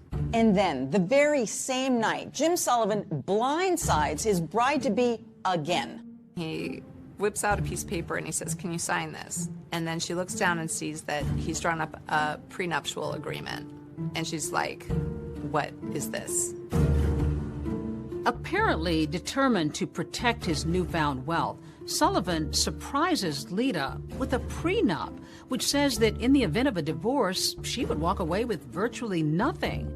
She's reluctant, but the cake is ordered, the flowers are ready, so Lita signs the agreement and ties the knot anyway. Lita got married in 1976. It was a small ceremony in Macon, Georgia. Joanne McClinton would later describe that as the worst day of her life. The newlyweds settle some 80 miles south of Atlanta near Jim's business in Macon. It's a world away from Atlanta. But Lita agrees to give up her current job and her income and become full-time Mrs. Jim Sullivan. They bought a house in Shirley Hills, a very affluent, very white part of Macon. Joanne and Emery McClinton feared for their daughter. Being part of an interracial couple in Macon, Georgia in the 1970s would have been extraordinarily challenging. The neighbors were like, you have the gall to bring a black wife to Shirley Hills. People threw garbage on their doorstep. The out-and-out racism had to be tough for Lita. But she moves forward and makes some new connections and friends, including Yvette Miller. When Lita and Yvette occasionally go out to eat, she notices something a bit curious. We'd go out to lunch at a nice restaurant, and she couldn't pay the bill. And I would end up picking up the check. And they were a wealthy couple. They were very wealthy. Then one Christmas season, a card arrives in the mail addressed to Jim. Lita opens it, and what she discovers will make her question everything.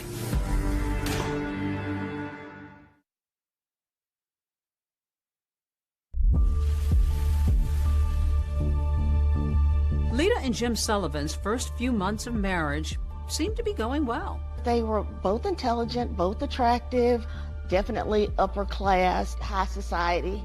But just beneath the surface, there's some obvious cracks. They seemed to be loving at first. At first? He was not that nice to her, and he was not that kind to her. Was he brusque? Was he brash? He was a bit arrogant. Even though he had all of these resources, he did not, in my opinion, take care of his wife. Friends say that the once generous millionaire has suddenly become a miser. He was notoriously cheap. He would wear his dead uncle's clothes around the house. He would use the sheath from the dry cleaning as saran wrap in the kitchen. He didn't want Lita to work, but he kept her on a very tight allowance where he gave her $150 a week. Did she express any discontentment with her marriage? When we were at those restaurants, Jim just does not give me enough money to take care of me and the house. You know, she clearly was not happy. Was there talk of infidelity? Lita had several instances where she questioned whether or not her husband was actually having an affair. One day she finds a long blonde hair in their master bathroom, and she asks Jim about it, and he says, "I don't know what you're talking about." They got into this cycle of, she accused him of philandering. He would deny it, and then he would buy her sort of an expensive jewelry apology.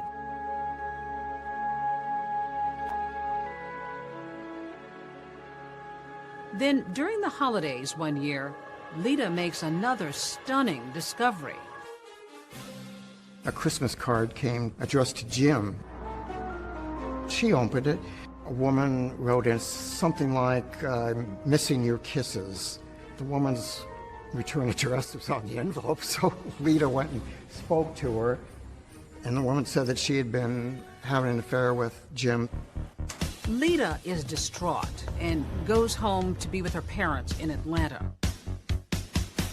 But her husband manages to lure her back, increasing her weekly allowance in a now post-nuptial agreement. Now it's $300 instead of $150 a week, but it still shows that all of their assets belong to Jim. That's right, the successful business, Lita's Mercedes, multiple properties, even her jewelry, still belong to her husband in the event of a divorce. But in an attempt at reconciliation, Lita signs the postnup. Just a few months after Lita signs that agreement, without Lita knowing, Sullivan decides to sell Crown Beverages for $5 million. And that's not all.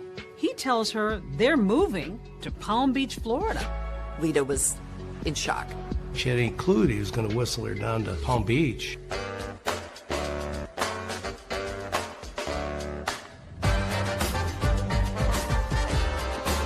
But Lita's new Florida home, located a stone's throw from what would become Mar-a-Lago, is more elaborate than she ever would have imagined. Called Casa Alita, it's a 17,000 square foot mansion with 8 oceanfront bedrooms. It was just unbelievable. When you went to Jim's home, you go through this tunnel and you would be at the beach. It's your own private beach. But for Lita, everything that glitters isn't exactly gold. James Sullivan very much wanted to integrate himself into the upper echelons of society, and his aspirations did not include Lita's participation. It was not a welcoming place for a black woman to live. And when he found out that to sort of scale the level of social plateau he was looking at in Palm Beach, having a black wife was a serious impediment to that. She was left out of some affairs, and she really became upset. So even though they had money, this is a moneyed crowd, didn't really matter though. He was barely rich compared to Palm Beach. Did he want to be in that crowd? Oh yes, he wanted to, be accepted as one of the rich and famous. It doesn't take long before Jim starts to flirt with other women. And it's at a cocktail party that one particularly elegant Palm Beach woman catches Sullivan's eye. Jim sees Suki Rogers, who is a Korean-born socialite. She was telegenic. She had a spicy personality. I think a man like Jim Sullivan could not help but be intrigued by this beautiful woman. They started dating. He's still married to Lita. By now, the Sullivans have been married nearly 10 years, but things are about to explode. Lita finds women's lingerie in their master bed. It's the bra that broke the camel's back. She said, I'm done. I'm packing up my stuff, and I'm going back home. Lita arrives back in Atlanta. The very next day, she files for divorce from Jim. But Sullivan fights Lita every step of the way, and the divorce drags on. Did she seem concerned, worried, nervous about her breakup? What I detected was she was excited, and she was cutting the cord and leaving Jim alone. She wanted her life back. While Lita is looking forward to a new life of freedom, she can't be happy about the prospect of leaving her marriage with virtually nothing. No career, no Palm Beach mansion, no Buckhead townhouse, and $2,500 a month in alimony for 3 years. So Lita is going to divorce court, determined to fight for what she believes she deserves. All she wanted was a reasonable financial settlement so that she could kind of go on with her life. January 16th, 1987 was set up to be a pivotal day in the lives of Lita and Jim Sullivan. A judge was going to decide whether or not to throw out the post-nuptial agreement. She might get as much as close to $1 million in cash and assets. The morning of January 16th, Lita Sullivan, she'd lose her life that day in a murder. With Lita out of the picture, Jim Sullivan stands to gain the property that they had and retain control over all his money. Sullivan was the main suspect. That is, until a treasure trove of secret recordings of Lita's private conversations are uncovered, taking this investigation in a whole new direction. And police are looking at you.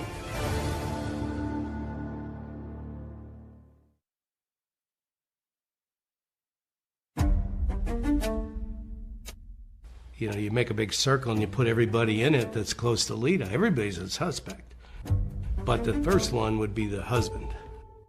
The first and obvious suspect was James Sullivan, who stood to gain everything from her death, all the property, all the monies, and who was contesting the divorce. Detectives went down to speak to him in Palm Beach, and they put him through a polygraph. Jim Sullivan not only passes the polygraph, but there's something else. He has an alibi that puts him nearly 700 miles away from the crime scene. James Sullivan was actually in Palm Beach at the time of Lita's murder. When you first look at it, it looks pretty cut and dry. When you interview all the people involved, everybody points in one direction, towards the husband. But when you sit down and look at the facts, I'm not so sure that the husband is the person that committed the crime. Nothing surfaced in the early stages of the investigation that implicated Jim Sullivan in the murder. Sullivan is cooperating with authorities, and during his interview with detectives, he mentions the name of his friend, Marvin Marable. At the time of Lita's death, Marvin and James Sullivan had a very close relationship. Remember, Marvin Marable is married to Lita's best friend, Poppy, who was in the Buckhead townhouse with her 3-year-old daughter the morning that Lita was murdered. But back before the shooting, the friendship hadn't always sat well with Marvin. When Lita moved back to Atlanta, they started, hanging out together. So she's disillusioned by her relationship. Did her failed relationship have any impact on your relationship? Well, from the standpoint of them, being together all the time and going out, yeah. Commiserating. Oh, absolutely. Certainly didn't help. You know, and I can understand her being there for her friend, but, you know, sometimes you can go overboard, which is what happened in our relationship.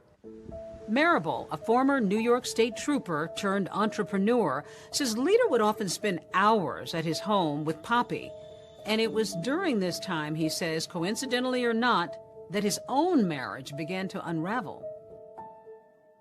I found a letter where Poppy was planning to file for divorce. So she was planning to file for divorce without your knowledge? Oh, yeah. That had to be a shocker. It was. So then you decided to try something a little questionable after that. You know, I have a background in law enforcement. I don't see it as questionable. It's your own telephone in your own house. I put a recorder on the, people call it a tap, on the phone, and I started recording conversations. In the house phone? Mm-hmm. On the house phone. He began listening to Poppy and Lita's conversations and ended up recording more than 300 hours. In doing those very personal conversations between girlfriends, Marvin Marable learns that there may be some information that James Sullivan might be interested in learning that will be helpful for him in his divorce case. He tells Sullivan about the tapes and what's on them, specifically Lita's post-divorce plans. And soon enough, the two disgruntled husbands are conspiring to get the best of their soon-to-be ex-wives in divorce court. Marvin Marable travels down to Palm Beach under a false name, and the two men listen to the tapes, and Marvin says, I'm not going to record anymore, and Jim says, no, keep recording. Was there talk of money? Yeah, he offered $30,000. Jim says to Marvin, if the judge decides to honor the postnuptial agreement, he's going to give Marvin $30,000 for the use of the information on the tapes. What kinds of things did Lita talk about that could be helpful to either one of you? You know, there were some guys that, you know, she would talk to, but she was legally separated. But then, just a few days after Marvin and Jim's secret meeting at Casa Elita, Poppy and Lita somehow discovered the recording device. How did they react? It wasn't nice. She filed for divorce the next day. She was angry. She was very angry. Lita was upset too, so upset that she reported Marvin to the authorities, and he was charged with possession of an eavesdropping device. So when police questioned Sullivan about who might have a motive to murder his wife, he tells them to look no further than Marvin Marable. And sure enough, only a few days after Lita's death, Marvin is being questioned by the Atlanta Police Department about Lita's murder. I go down for the interview, and the first thing they did is read me my rights. And from there on, it was just a nightmare. I was a prime suspect. You have a law enforcement background, so you knew what police were. So I knew that I was being followed. I could pick the investigators, police, could pick them out all the time. Jim had mentioned my name to them. He said, look at Marvin Marable. This was serious stuff. Oh, yeah. How worried were you? I was very worried.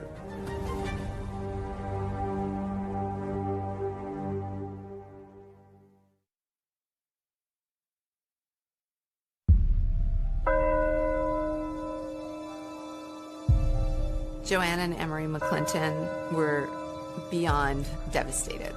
Their eldest daughter was dead. Just 3 days after Lita's murder, they held a funeral. Days dissolve into months, and authorities are no closer to finding Lita Sullivan's murderer. The case is just sort of growing colder and colder by the minute. And while Marvin Marable might have been angry at Lita for pressing those charges against him for eavesdropping, there was no evidence he was responsible for her death. I know that people get wrongly accused, wrongly convicted, and so the only saving grace is the fact that I knew I was innocent. By process of elimination is you can determine the pieces that don't fit.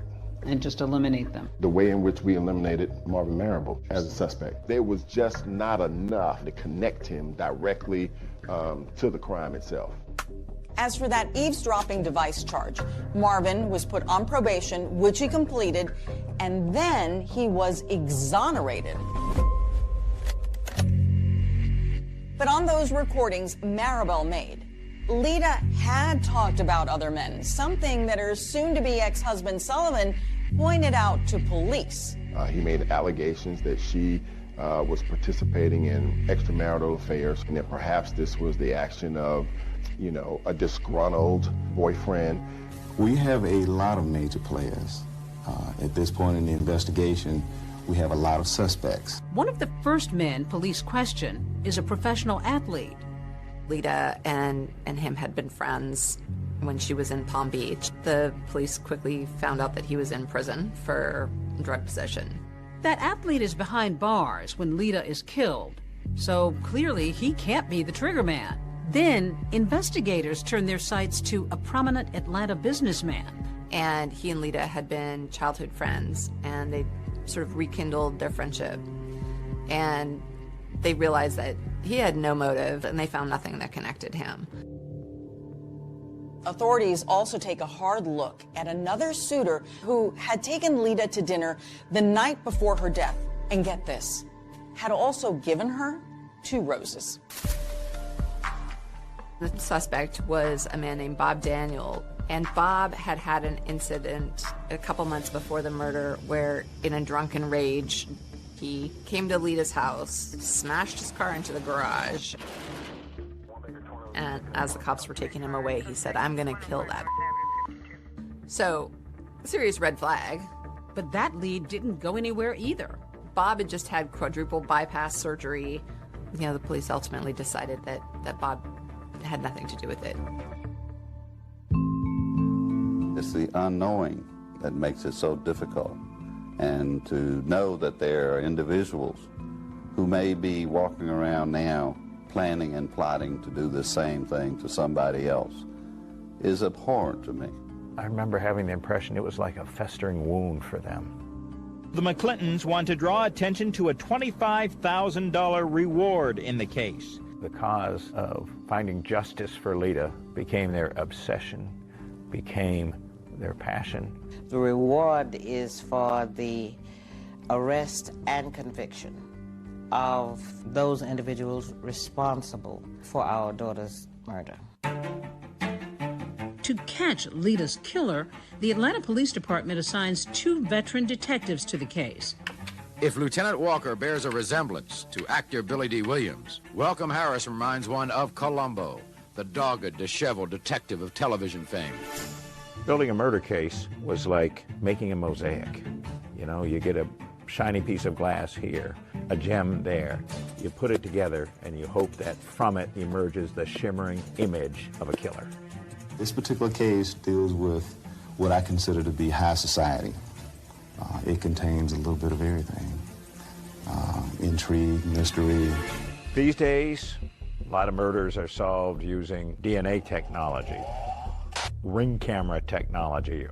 But back then, it was detective work. She was shot with a 9mm semi-automatic handgun. Most important thing found at the crime scene was the roses. They canvassed all the area flower shops and quickly found that the roses had been purchased at the Botany Bay flower shop. They interviewed the worker in there, and he told them that this guy came in about 8 o'clock and bought these roses and paid in cash and then left. And he was in a small car. The florist gave a description of the man buying the flowers and another man who was waiting in the car. So detectives know they're looking for at least 2 men. Until yet another person is described to police, that flower delivery man who had looked Lita's neighbor right in the eye. There was a next-door neighbor of Lita's, lived over on the right side of her condo. He lived there. His name was Bob Christensen. He actually gave a description of the flower delivery man as a Caucasian, middle-aged man. They went down to the police station and worked with a police artist and got sketches.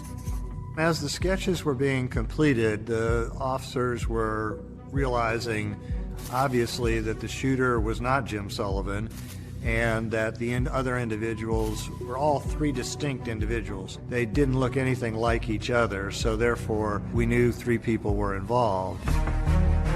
For investigators, this has all the earmarks of only one thing: murder for hire. All the evidence pointed to a hitman showing up at the front door, posing as a flower delivery man, and firing a gunshot into Lita's head. With investigators now exploring the possibility that Lita was murdered by a hired gunman, another critical piece of evidence comes to light: a mysterious phone call. And what they found was that on the same day that Lita was murdered, about an hour after the actual shooting, there was a collect phone call that was placed from a payphone right outside of Atlanta, Georgia. Was this a call from the killer? I don't know about you. I haven't had a collect call from a payphone. So as a cop, you probably go, I wonder if that's connected. And a tip from a woman 700 miles away may just be the big break investigators have been waiting for. I said, anyone knows that if you wanted to get a woman to answer the door, all you would have to do is take flowers to the door.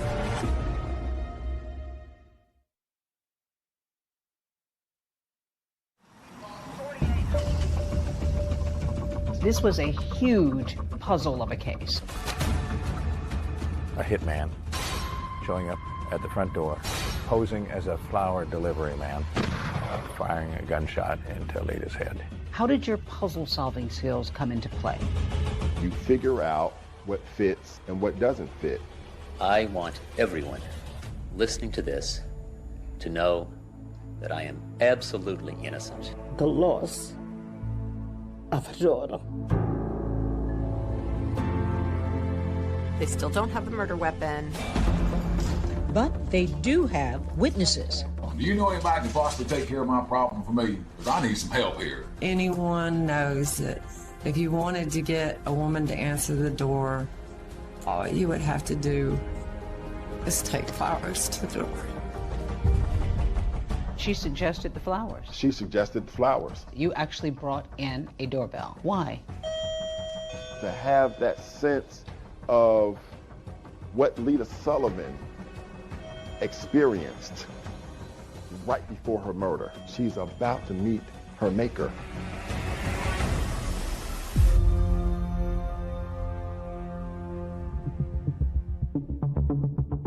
It's a deadly delivery of a dozen pink roses. 35-year-old Lita McClinton Sullivan opens her front door and is suddenly gunned down. On the year anniversary of Lita's death, there are no named suspects. They still don't have the murder weapon. They don't have a hitman. They don't have a paper trail that ties Jim or anyone else to a hit. But that's about to change when they get Jim Sullivan's phone records. On the same day that Lita was murdered, about an hour or so after the actual shooting, there was a collect phone call to James Sullivan's home in Palm Beach, Florida. It turns out to be from a rest stop in Suwanee, Georgia, maybe 30 or 40 miles from Buckhead. Using a phone call to call another state, that opens up federal jurisdiction. In this case, that's the FBI. We believed the phone call from Suwanee rest stop to his home in Palm Beach, Florida, was sufficient indication that a contract hitter may have called him after doing the job. Enter Special Agent John Kingston, who takes a particular interest in that phone call and a whole slew of other calls Jim Sullivan made and received around the time of Lita's murder. I got a whole year's worth, 6 months before the murder to 6 months after the murder. Kingston notices a few calls, and one of them was to Bob Christensen, Lita's neighbor. When Kingston talks to Bob, he finds out that Jim had called Bob 3 days before the murder. Sullivan said, had he seen anything suspicious around Lita's townhouse. And Bob finds it strange. He hasn't talked to Jim in over a year. Bob Christensen shares something else with Agent Kingston. On the same day Jim Sullivan called him, 3 days before the fatal flower delivery, Lita heard a loud knock on her door at 5 or 6 in the morning. It was so early and so unnerving, she didn't answer it. So that made the call that he got from Jim even more suspicious. Kingston also finds that a call is made between Jim's house and a Howard Johnson's motel in Atlanta, just a couple of miles from Lita's house. This is really strange. One thing that he's learned about Jim is that he's not a Hojo's kind of guy. So he goes to the Howard Johnsons and asks if he can look through the records. They gave me the shoebox with all the registration cards, and I pick out 3 that I thought, well, these are awfully interesting. So I said, do you guys have the phone records? They said, yeah, sure we do. And I'm thinking, boy, these people keep really good records, and they keep them for a long time, and I'm really glad. They bring me the phone records for January 13th. I'm flipping through them, and all of a sudden I see 305 Palm Beach, South Florida area code. And I'm pretty sure it's Jim's number. And so I check my records real quick, and I go, yep, that's his number. And then I look, and I said, oh, look, it's from 518. That's one of the 3 cards I pulled out. Well, it just so happens I have a copy of it here. And one of the things it imparts is 3 individuals checked into the room. The individual who actually registered used the name Johnny Furr, but 3 individuals is important to me because I think 3 people involved in the crime. They put their car down as a Toyota 85 with a North Carolina plate. We believe that a Toyota was the getaway car for the murder. So there's 2 coincidences already. But remember, these motel records are from January 13th. Lita was murdered 3 days later on the 16th. Special Agent Kingston is beginning to surmise that the killers may have tried and failed to get to her once before. What I believe it to be is the killers having come down 3 days before the actual murder was committed, knocking on her door, her not answering it, and them having to stop and regroup and figure out what plan B is going to be. So I am in love with this registration card and becomes the focal point of my life for the next several months. Kingston's next move is to locate this so-called Johnny Furr with the North Carolina license plate. And to my surprise, there are 150 John or Johnny Furrs in North Carolina. But to my great surprise, 115 of these 150 are in a very small circle in North Carolina between the 3 cities of Albemarle, Concord, and Kannapolis. They're going to knock on every door and find this Johnny Furr. Of course, they're coming from Georgia, and anytime the FBI goes and investigates in another state, they need that state's approval. And just as they're about to get to the state border, their boss calls them and says, North Carolina's denying you entry, and they'll take it from here. And that pretty much kills my case. that kills my case. Yeah, soon after that, Agent Kingston is transferred to another job, and that whole investigation just sort of fades away. Meantime, in Palm Beach, Jim and Suki are living the high life. So with Lita out of the picture, Jim is free to marry Suki, which he does 8 months after Lita's murder. He's thinking that he's the cat's meow. Eating in restaurants in Palm Beach, going to parties, got another attractive woman on his arm. Jim drives around town in a Rolls Royce and gets into a fender bender and has to go to traffic court. Jim says to the judge, well, you've misunderstood. I wasn't even driving that day. Suki was driving. So the judge says, we're going to throw it out. However, the cop who was on the scene catches wind, and he says Suki wasn't even in the car that day. It was Jim driving alone. So now Jim has perjured himself, as has Suki. Jim ultimately got convicted of perjury, was given a year probation and a year of home confinement, Suki Sullivan also receives a year of probation. Suki's freaking out. When she gets charged with perjury on his behalf, she's like, I'm done with this. Suki files for divorce from Jim. And the trial that follows is the juiciest, craziest gossip in town. So when it's Suki's turn to testify, she drops a bomb. Did he talk to you about his former wife, Lee? Yes. Tell me what it was he said to you about Lee. You can hear a pin drop. It's a big moment.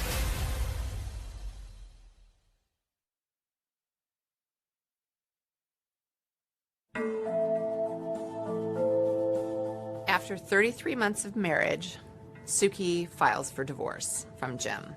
Not surprisingly, it's another disputed divorce. But what might have been typical testimony about alimony takes a sudden turn in court. Tell me what it was he said to you about Lee. He hired someone to rid of her. I'm sorry? He hired someone to rid of her.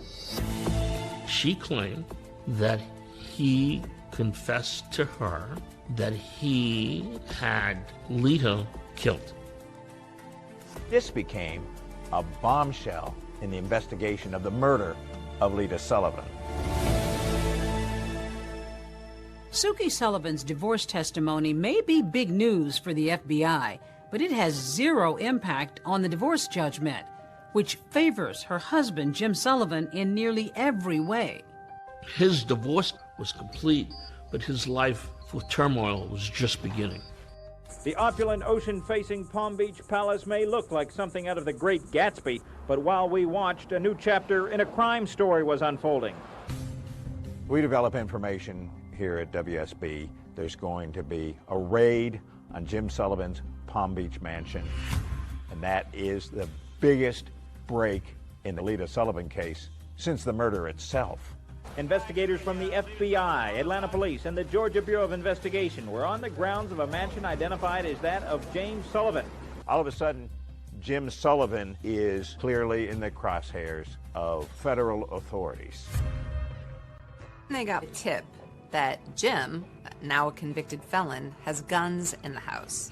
Of course, you're not allowed to have guns if you're a convicted felon. So they put together a sweeping affidavit to get a search warrant. We did see a number of guns loaded into a car and this box carried out. When they found the guns, he was in violation of his probation, and so he went to jail for 9 months. All this time, a federal grand jury has been convening in Atlanta. They've got what they found in the mansion. They got what they found in the phone records. They've got Suki Sullivan. They've got the neighbors. What they don't have are the identities of the hit team. There's a problem, though. We, the federal government, have a 5-year statute of limitations, which is going to be up on January 16th of '92. With 5 or 6 days to go before it expired, the U.S. attorney made a bold decision. We're going to take our best shot with what we got right now, so they indict Jim Sullivan. Jim Sullivan is indicted on multiple counts of arranging Lita's murder for hire through interstate phone calls. Millionaire James V. Sullivan is on trial in connection with an alleged murder for hire plot. Here he arrives for the first day of trial testimony. It was a trial that transfixed Atlanta. I mean, it was something we were covering on basically a daily basis, but we couldn't have it on camera because it's federal court. It looks like the family is finally going to have some accountability for the murder of their daughter, Lita. The prosecution suggests the killers were calling Sullivan from the rest stop to say the job was done. The defense suggests otherwise. Jim Sullivan is lawyered up with the best criminal defense lawyers that you can find anywhere in Atlanta and maybe in the whole country.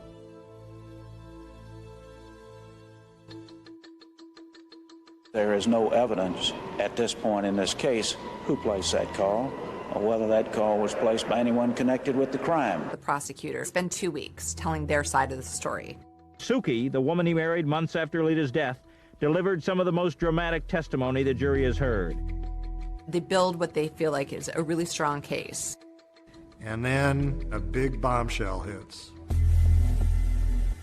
The judge says, I'm forced to dismiss this case for lack of evidence. Judge Marvin Shube ruled that, in effect, even if Sullivan may have been involved in the murder for hire, the government fell short in proving the phone calls related to the murder. This is one of the most difficult decisions I had to make because I firmly believe in the jury system. And then he looks at Jim and he says, you've been acquitted.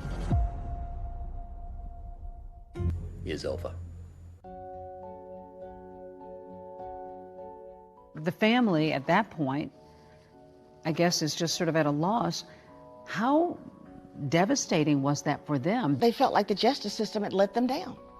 I was not expecting this. It's extremely difficult. The system today is weighed in the favor of the defense. James Sullivan seems to have gotten away with murder. But Lita's parents aren't giving up.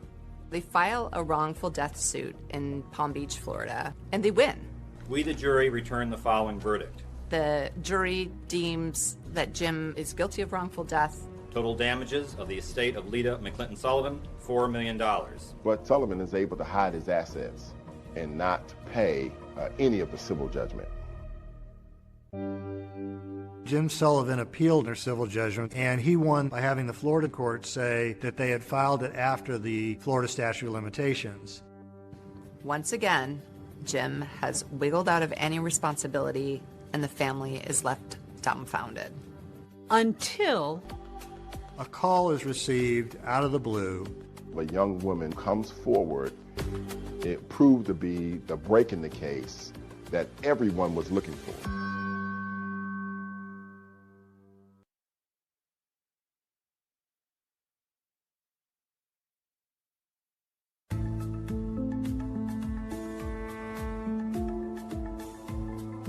"11 years have gone by since Lita Sullivan was gunned down on her doorstep when a tip comes in from a town 700 miles away. A call is received out of the blue, and the individual calling is an attorney in Beaumont, Texas.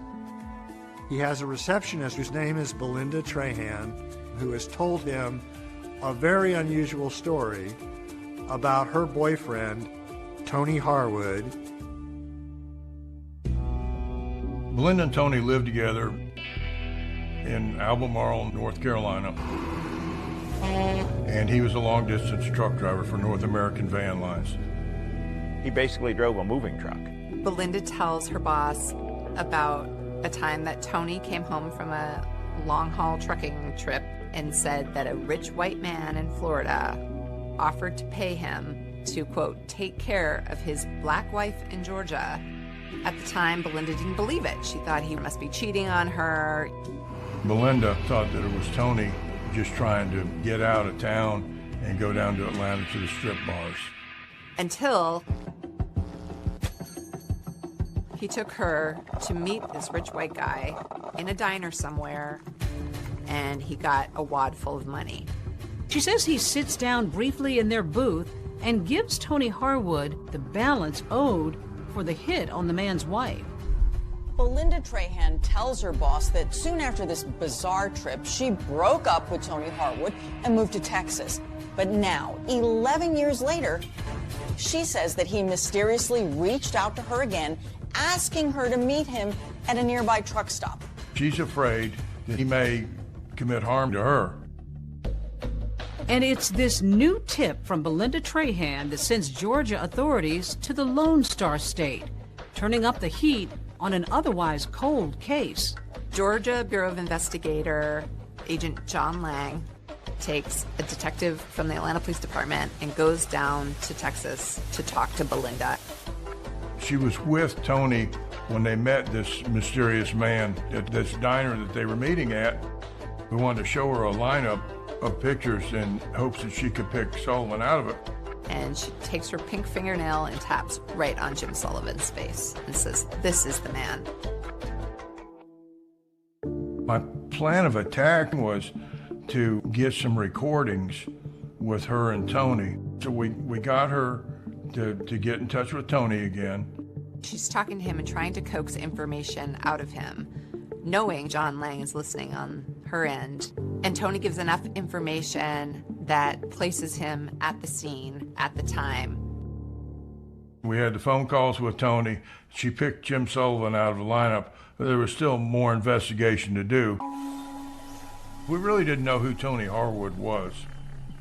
John Lang knows that Tony worked at North American Van Lines. So he calls up North American Van Lines and he says, hey, you don't happen to have your records from 11 years ago? And the guy says, yeah, there's some boxes full of files up in a musty attic. You're more than welcome to go poke around. We went up into a hot attic and opened the first box that I went through. And about the third document I looked at was Jim Sullivan. His address was on it, Palm Beach, Florida. His signature was on it, and Tony Harwood's signature was on it. He finds a bill of lading showing that Tony Harwood moved furniture for Jim Sullivan 2 months before the murder. And it's the paper trail he needs. It's like the jackpot. Astounding. I don't know any other way to explain it. I mean, open this box and like the third record I look at, here it is. I mean, it just like it was meant to be. On a Sunday morning in April of 1998, John Lang and local authorities go knock on Tony's door in Albemarle, North Carolina. Tony answers the door. And he said, you know, I've been waiting on you boys for a long time. They take Tony to the Albemarle police station. Lang interviews Tony for 3 hours in this tiny room. But at the end of the day, Tony admits to taking money from Jim, $25,000, to take care of Lita. He also tells the detectives that he wasn't the one to pull the trigger, but that he was there the day of the murder. He went through the whole case, and throughout the interview, he incriminated himself even more. I mean, admitted that he was there. He knew what happened. So he was arrested for murder of Lita Sullivan, and we took him back to Atlanta that day.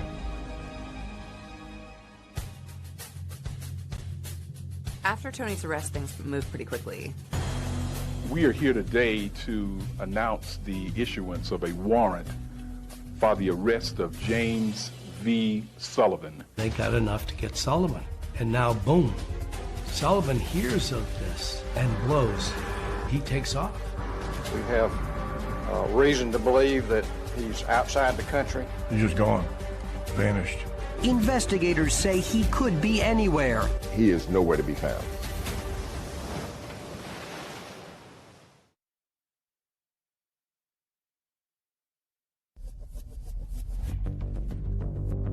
We certainly do not know where Mr. Sullivan is. We have reason to believe that he's outside the country. More than a decade after his wife Lita was murdered, Jim Sullivan seems to be playing a game of catch me if you can with authorities. There is an international manhunt for James Sullivan.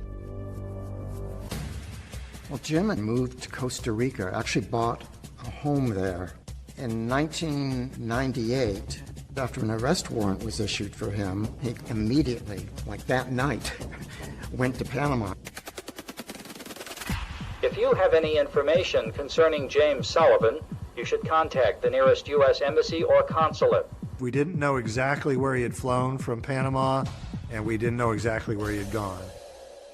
His trail goes cold. They put him on Interpol, and it was just cold. They've tapped phone lines, anybody that he might have called, and he's called no one, not even his mother. There was a few tips that came in. The tips are just dead ends. The McClintons, they're dumbfounded that this guy could, get away again. But in late 1999, with Sullivan still completely off the grid, the heartbroken Emery and Joanne McClinton do get some good news. Last week came this, a court decision reinstating a $4 million judgment against Jim Sullivan in connection with a wrongful death case brought in effect by Lita's estate. Lita's family and law enforcement officials hope that a renewed hunt for Sullivan's money will help smoke him out. Where you find Sullivan's money, you're going to find him close by.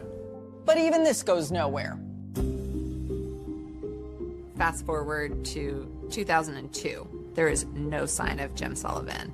We tried every effort in our arsenal to try and locate him, to put him on the FBI's wanted list, but to also put him on the top 10 list, which is very unusual. You don't get on the top 10 list very easily.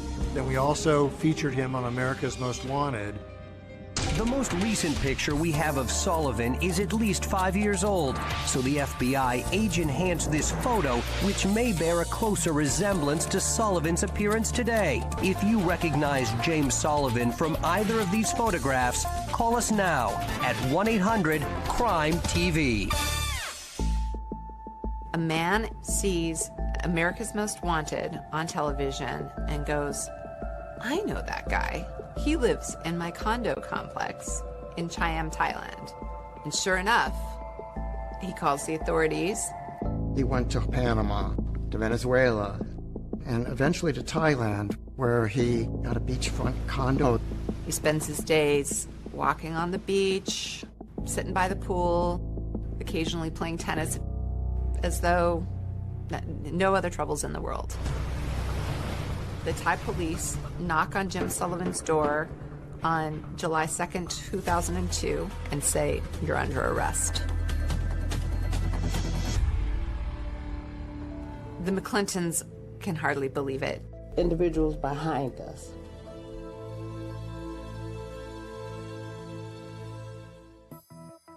Almost as soon as Jim Sullivan is arrested for murder, Tony Harwood, who has continued to deny being the trigger man, agrees to a plea deal. Tony kind of sees the writing on the wall.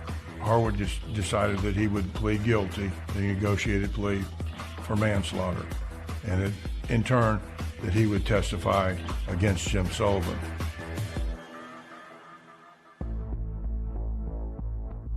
It took 2 years, but he finally was extradited back to Atlanta in 2004. He got off the plane. He was wearing a single shoe because he had such terrible gout in his foot. But he gets off and gets taken to Fulton County Jail. And there's this sort of cumulative sigh of relief. To be clear, Sullivan being tried for murder in Georgia is not double jeopardy. For one thing, it is a state case, and the previous one was a federal case, and that specifically was for arranging Lita's murder for hire over the phone.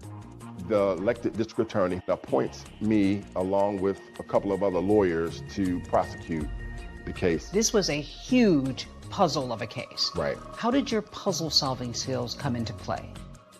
There's no cutting corners, and you spread the pieces out, and then you figure out what fits and what doesn't fit. And that's kind of what the prosecution of James Sullivan was like. It was putting together all these different pieces so that we could make sure that the prosecution of the case was done accurately and with integrity. What concerned you going into this trial? He was rich. He was a white male. He had escaped the federal authorities before, and he had two of the best criminal defense attorneys representing him. They are sharp, and if they can find a way out, they're going to find a way out. There will not be one shred of physical evidence that links Jim Sullivan to this crime. Jim has eluded justice so many times that there's a real palpable fear that he's going to get away with it, that he's going to elude justice again.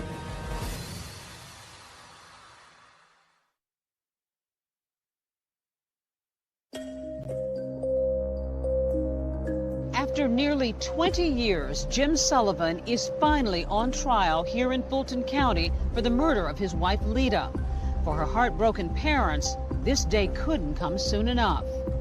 The pain, believe it or not, it increases. It does not decrease. The shock decreases. The depression decreases. But the pain continues. It was an A-team of prosecutors, great courtroom performers. Clint Rucker was the lead prosecutor, and Anna Green, Kelly Hill, Sheila Ross. And the evidence will show that the person who sent that hitman to Lita's door is the only person in the world who could have profited from her death. It is the only person in the world who met Tony Harwood and paid him off for killing her. And is the only person in the world who fled halfway around the world to avoid facing you. Jury was 9 women and 3 men. The jury is also racially mixed. Jim Sullivan had Ed Garland and Don Samuel, again, the people who won that big courtroom victory against the feds. What the state relies on is 2 types of evidence.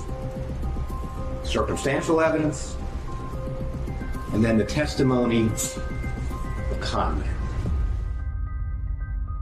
The state initially started out the nature of the crime and what happened that morning. I heard 2 sounds. They sounded to me like steel hitting steel. I just didn't want to believe that it was a gun. And so I hesitated for a second, and then I really knew that it was a gun. She was able to squeeze my hand each time I spoke with her, like she understood what I was saying. And for many, many years after this, I thought that's all it was. And then one day I realized that she was comforting me more than I was comforting her. That was the sort of lady I felt she was. They had the phone calls that the FBI had found. There was a call from this room to Mr. Sullivan's home at 7:44 in the morning. But all this testimony notwithstanding, it's Belinda Trahan and Tony Harwood who everybody wants to hear from. Belinda Trahan was the most important witness in the case. He told me that some white guy who wanted to take out his black wife. I didn't believe it. Why not? I've been with him for 3 years, over 3 years. I mean, I figured he met someone because we were on the outs. Most chilling about Belinda's testimony is that she confirms that there was at least one failed attempt on Lita's life. She testifies that when Tony had gone to Lita's house on January 13th, that she didn't come to the door. They drove back to North Carolina and told Belinda that, it didn't work. But Belinda testifies that hearing that from her boyfriend left her incredulous. I said, just don't even lie to me. I said, because anyone knows that if you wanted to get a woman to answer the door, all you would have to do is take flowers to the door. Did you in any way mean for that to be a suggestion as to how to get the job accomplished? No, not at all. Here's Belinda Trahan, and she is falling on the sword about what she did. She suggested the flowers. She suggested the flowers, and she admitted that on the stand. You brought in the diner booth where they sat. Why couldn't you just tell the jury and show pictures? I want you to see the puzzle once it's all put together. Yeah, I can show you the box. I can show you a photograph of it. But when I put it together and I show it to you, you'll never forget it. Push the paper across the table like this, and then Tony put his hand on it and took it from there. And there was a particular moment when she is asked to stand up in court and identified the person she witnessed give Tony Harwood an envelope full of money. Please, point him out. It's right there. He can't even make eye contact. Your Honor, may the record reflect the witness has identified the defendant, James Sullivan. But if prosecutors feel like Belinda Trahan's testimony is helping their case, they have to know that it's just as big a risk to put Tony Harwood on the stand. Can you show the jurors the body language Mr. Sullivan used and the tone of voice, if it's possible, that he used when he was explaining to you that his wife, Lita, was a problem? You know, I've got this wife of mine up in Atlanta, and she is just trying to take everything I've got. And I don't know what to do about it. I need someone to take care of my problem. Do you know anybody that can possibly take care of my problem for me? Because I need some help here. We could prove Tony Harwood and James Sullivan actually met each other. So I spent the first part of Tony Harwood's examination confirming his signature on the hotel receipt. And I put signature, Johnny Fur. The fact that he actually went to the flower shop. Who actually went inside the flower shop to purchase the flowers? I did. They had Tony Harwood saying that he was the one who made the collect call to Jim Sullivan's house. What did you say to him? I said, Merry Christmas. And he said, I understand. And that was it. What were you trying to convey to Mr. Sullivan by giving him that signal, those code words? That his problem was taken care of. The defense had their chance to cross-examine Harwood. Not a single question. The two key witnesses were, of course, Belinda Trahan and Tony Harwood. And so, in closing arguments, the defense assailed their credibility. You should reject everything that came out of his mouth. Harwood says envelope in the bathroom.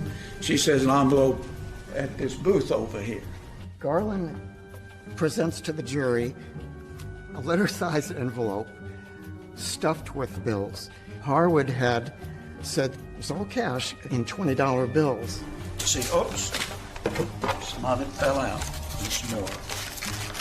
It won't fit in an envelope. The whole story just doesn't make sense. In your closing arguments, you actually brought in a doorbell. Why? What was the point? I wanted the jurors to have that sense of what Lita Sullivan experienced right before her murder. An ordinary moment. In an ordinary moment. The second reason why I did it is because James Sullivan liked to read books. And one of his favorite authors wrote a book called For Whom the Bell Tolls. I'm going to ask you through your verdict of guilty to each and every count to tell James Vincent Sullivan for whom the bell tolls. Tell him that it tolls for thee. For you. For you. And then I rang the doorbell 3 times.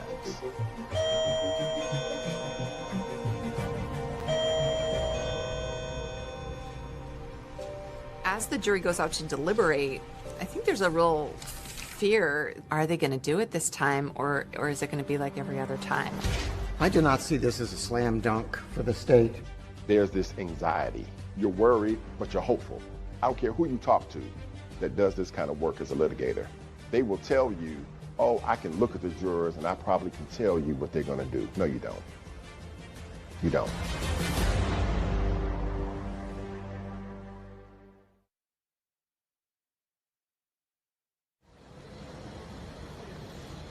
This is breaking news. We do have breaking news at this hour. The jury having reached a verdict in the trial of Jim Sullivan. The jury came back within a few hours on the same day. It was so silent, and the tension was just palpable. There's this anxiety. You don't know what it's going to be. You don't know how it's going to turn out. And you're worried, but you're hopeful. It's hard not to think of Lita's family, her parents especially, after so many fits and starts to win justice for their firstborn child. It comes down to this moment. The judge says, "Ma'am, would you publish the verdict?" And then from that moment until they get finished, nobody is breathing. Count 1, malice murder. We, the jury, find the defendant, James Vincent Sullivan, guilty of malice murder. I got a chance to hug Emory McClinton. I had never been hugged so tight before. This was his baby. And we had finally, after 19 years, brought that man a sense of satisfaction. I'll never forget it. The conviction of James Sullivan was the biggest puzzle that I had solved in my career, and it is one that gave me the most satisfaction that I had ever experienced as a prosecutor. The court hears victim impact statements. What a loss it was to have Lita gone from their lives. I dream of Lita often. She is smiling and walking in my direction, and I in hers. But we never reach each other. The jury came back and gave him life in prison without the possibility of parole. I am so very pleased, and I'm happy. What we were waiting for was something in our judicial system, something to happen and to bring it all together, and that's what you see today. Why did it take 20 years, do you think? It goes back to the resources. He had privilege? White privilege, completely. He knew how to manipulate people, and he had the resources to do that. You've got a black victim, you've got a white defendant. Did race hover in this courtroom over this case at all? I think in our criminal justice system, unfortunately, race always permeates throughout a case. But I'm thankful to say the evidence in the case overcame that racial component. They never received any money. Is there money? Where is this money? He's been able to secret his money. For the McClintons, seeing him rot in a prison in South Georgia brings them a whole lot more satisfaction. This is a woman who you never met, I've never met, most of the people involved in this case never met her, and yet her life really made an impact. When somebody dies in this kind of manner, they don't stop being a member of the family, they don't stop being a member of the community, they never stop mattering.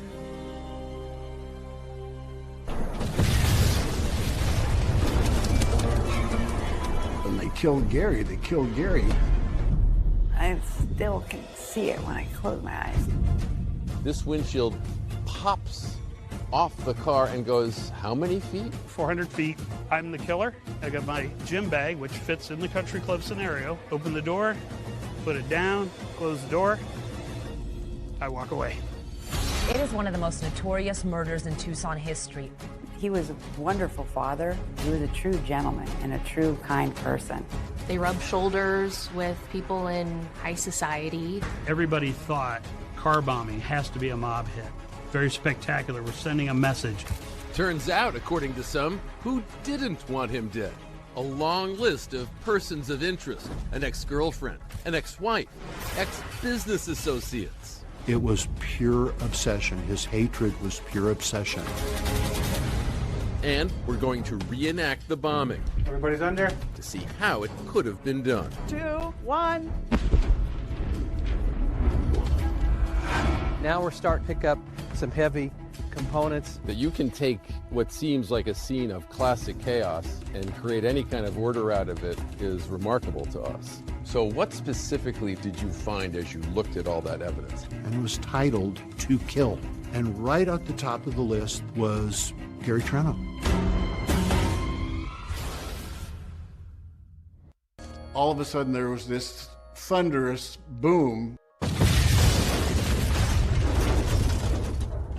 I heard this huge bang, and I rushed over there, tried to see if there's something I could do. Okay, what's going on there? Okay, there's some kind of an explosion in the country club parking lot. I'm not sure. We have one of the victims has no pulse. They've begun CPR. I guess it's a massive fire. It was some kind of an explosion. The building shook. I'd never felt anything like that. I immediately turned. I went out to the parking lot, and there was a car on fire, split open like a sardine can. I found a man still sitting in his seat, no pulse, pale, blood's gone out of him, just white. Dr. Sam Buttman had come up alongside the car towards me.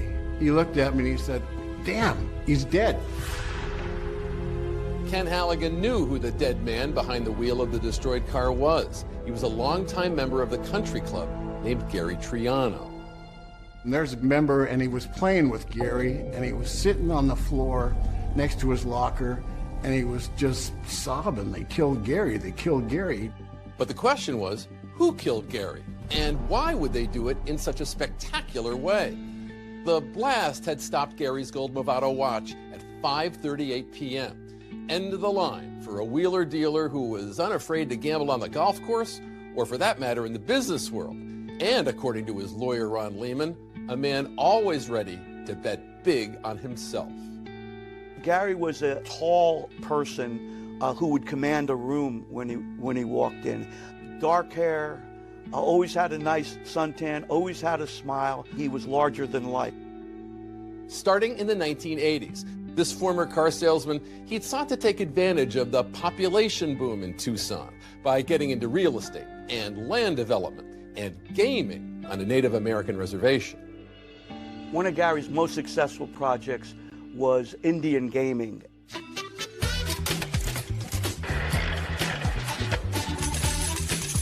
You're talking about a high-volume slot machine operation. Gary's personal take was $1 million a month.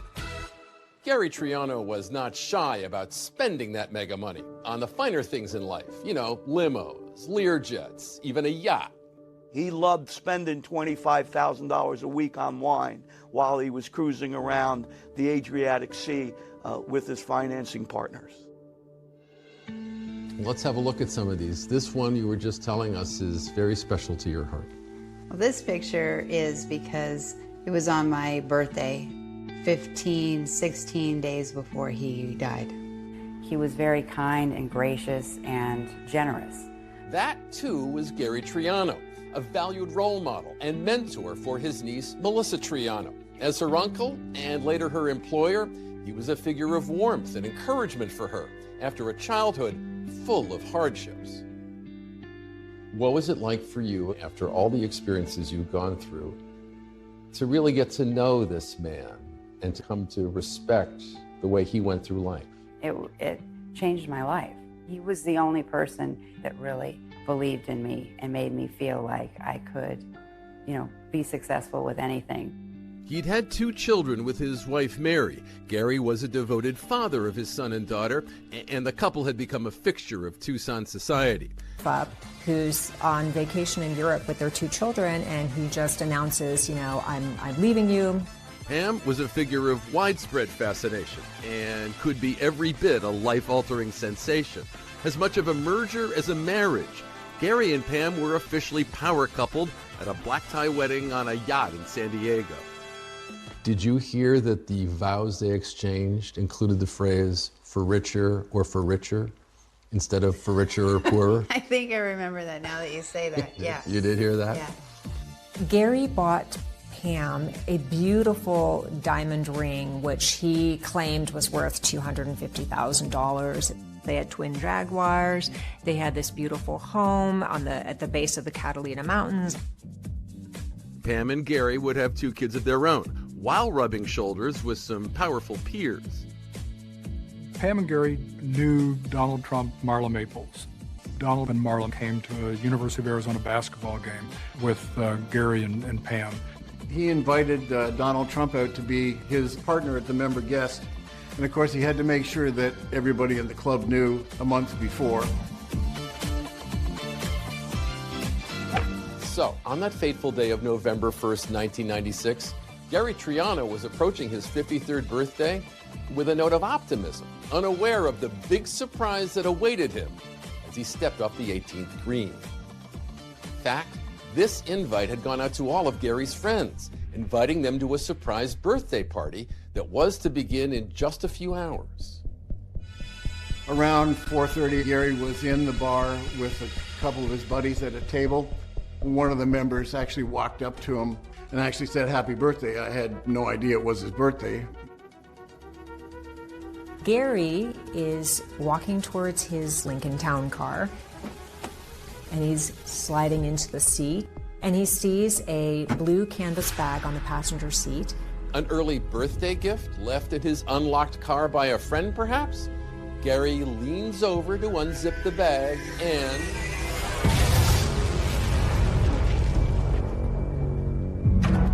The impact of the explosion was incredible. The front windshield flew like 200 feet into the air and landed in the swimming pool.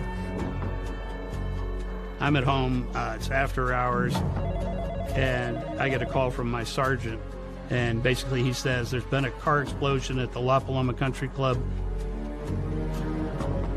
Detective James Gamber was a newly minted detective with the Tucson Sheriff's Department, and he was brand new to homicide. This was his second case. When he arrived on scene, you could see the victim vehicle. It blew the car doors open, tore the roof off the car. Gary's body is still in the driver's seat. When Melissa Triano heard there had been some sort of incident with Gary, she immediately rushes over to the country club. So what do you remember feeling as you were running towards the car? Just panic, just shock. I didn't think it was real. The whole top of the car was gone. I still can see it when I close my eyes. Immediately, cops were asking who could have wanted to kill Gary in such a spectacular fashion. They would quickly learn a lot of people. Was it to send the message, don't ever mess with us?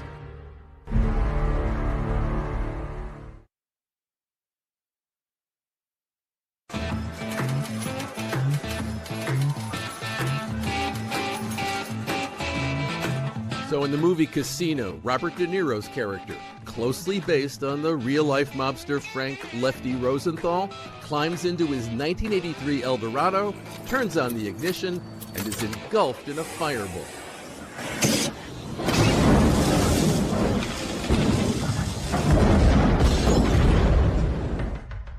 A bombing sort of has mafia written all over it. Who would want to detonate a bomb at a posh country club in broad daylight with, over 100 witnesses watching? Arizona has a past with the mob. In the mid-70s, newspaper reporter Don Bowles, he was investigating organized crime, getting national attention, covered by Walter Cronkite. Don Bowles is a 47-year-old investigative reporter for the Arizona Republic. He's been working on a series about the mafia. And when Bowles returned to his car, a remote-controlled bomb exploded under the driver's seat. Bowles uttered the word mafia as he lay dying, but police were never able to pin his death on organized crime. Strictly speaking, what killed Gary Triano was not a car bomb. It was a pipe bomb on the passenger seat, detonated by remote control. And as Detective James Gamber began looking into Gary's murder, the mob was top of mind. Everybody thought car bombing has to be a mob hit. Very spectacular. We're sending a message. Don't ever mess with us. Somebody sent a message, and you don't know if they're coming for you next or if it's the whole family. I didn't know if he was involved with something that might want to hurt us all. You were on guard all the time. But why would the mob or anyone else have it in for Gary Triano? Well, maybe because by the time he was leaving that country club on the first day of November 1996, he was no longer the high-flying millionaire everyone thought he was. In fact, Gary was flat broke. He owed $4.5 million to 4 casinos in Las Vegas that were supposedly had mob ties. Gary had owned chunks of undeveloped real estate. He'd invested in a radio station, even financed this misbegotten movie, The Mafu Cage, starring Lee Grant, Carol Kane, Will Geer, and an orangutan. Isn't he too big for her to handle? No, really not. Normally, yes, perhaps, but he's very gentle. Did you ever see your uncle's movie? Oh my gosh, yes. In fact, I had a horse once and I named it Mafu. And we joke about it still because that movie was just horrible. It was horrible. But it wasn't movies like that or real estate that was making Gary rich. It was Native American gambling. He was making millions until he wasn't. The Bureau of Indian Affairs threw him out of the administration of that contract. Gary personally lost $1 million approximately in monthly income. So suddenly now he's at a zero income, but his expenses and his lifestyle, continued. These things were happening during the real estate recession, so things hit the fan at once. Investigators set their sights on Gary Triano's financial dealings because he owed large sums of money to a lot of people. There were any number of suspects that the sheriff's department was looking at. There were Chinese investors, there were Mexican investors, there were mafia investors, all of whom Gary purportedly owed money to. It was a house of cards that was crumbling fast. He was promising investors, collateral on property that he didn't own. He was promising Mexican investors money that he didn't have. He had that gambler mentality, so he was quite a challenge to manage as a member. I constantly chased him financially. He was very good at tipping, but not very good at paying his bills. And at one point, Pam got a phone call and picked up the phone and heard on the other line a threat from one of the investors saying, if we don't get paid, we're going to kill you. Gary became extremely paranoid, and he starts to sleep with a loaded gun in his bed. By the 90s, Gary was on the hook for $27 million. He'd run out of time, he'd run out of ideas, and declared bankruptcy. When Gary ran out of money, his marriage started to disintegrate. Pam had sort of had enough. She had married this man who was worth millions, and now he wasn't. So Pam's done, and she files for divorce, and she flees, and she heads off to Aspen with her children. A bitter divorce and financial ruin left Gary scrambling to stay afloat. Things were so bad in Gary's life that he went from living in the nicest houses wherever he was around the world to sleeping on a friend's couch. One of Gary Triano's friends from high school met with Gary Triano the day before he died. Gary was trying to get him and his father to give him a $50,000 loan. His friend described him as anxious and desperate. That loan never happened, and tomorrow never came. That summit to plummet journey meant it wasn't even his Lincoln Town car that Gary had driven to La Paloma that day. He'd borrowed it from a friend to keep up appearances. And before Gary was even buried, Detective Gamber already had a long list of persons of interest. We monitor the funeral, as morbid as that may sound. Who shows up, who didn't show up, who wasn't appropriate, who was appropriate. It was a good way to see who should we go talk to. And Gamber noticed one particularly interesting absence. Pamela Phillips wasn't at the funeral. She was conspicuously absent. But based on the acrimony and the separation, that didn't really surprise us. But associates of an eccentric billionaire say he had reasons of his own to want Gary Triano very dead. He had the capacity and the resources and the henchmen, if you will, to construct the kind of bomb that blew up Gary Triano. And this doctor claims he saw a kill list written in that man's daily plan. And it was titled "To Kill," and it was numbered. And right at the top of the list was Gary Triano.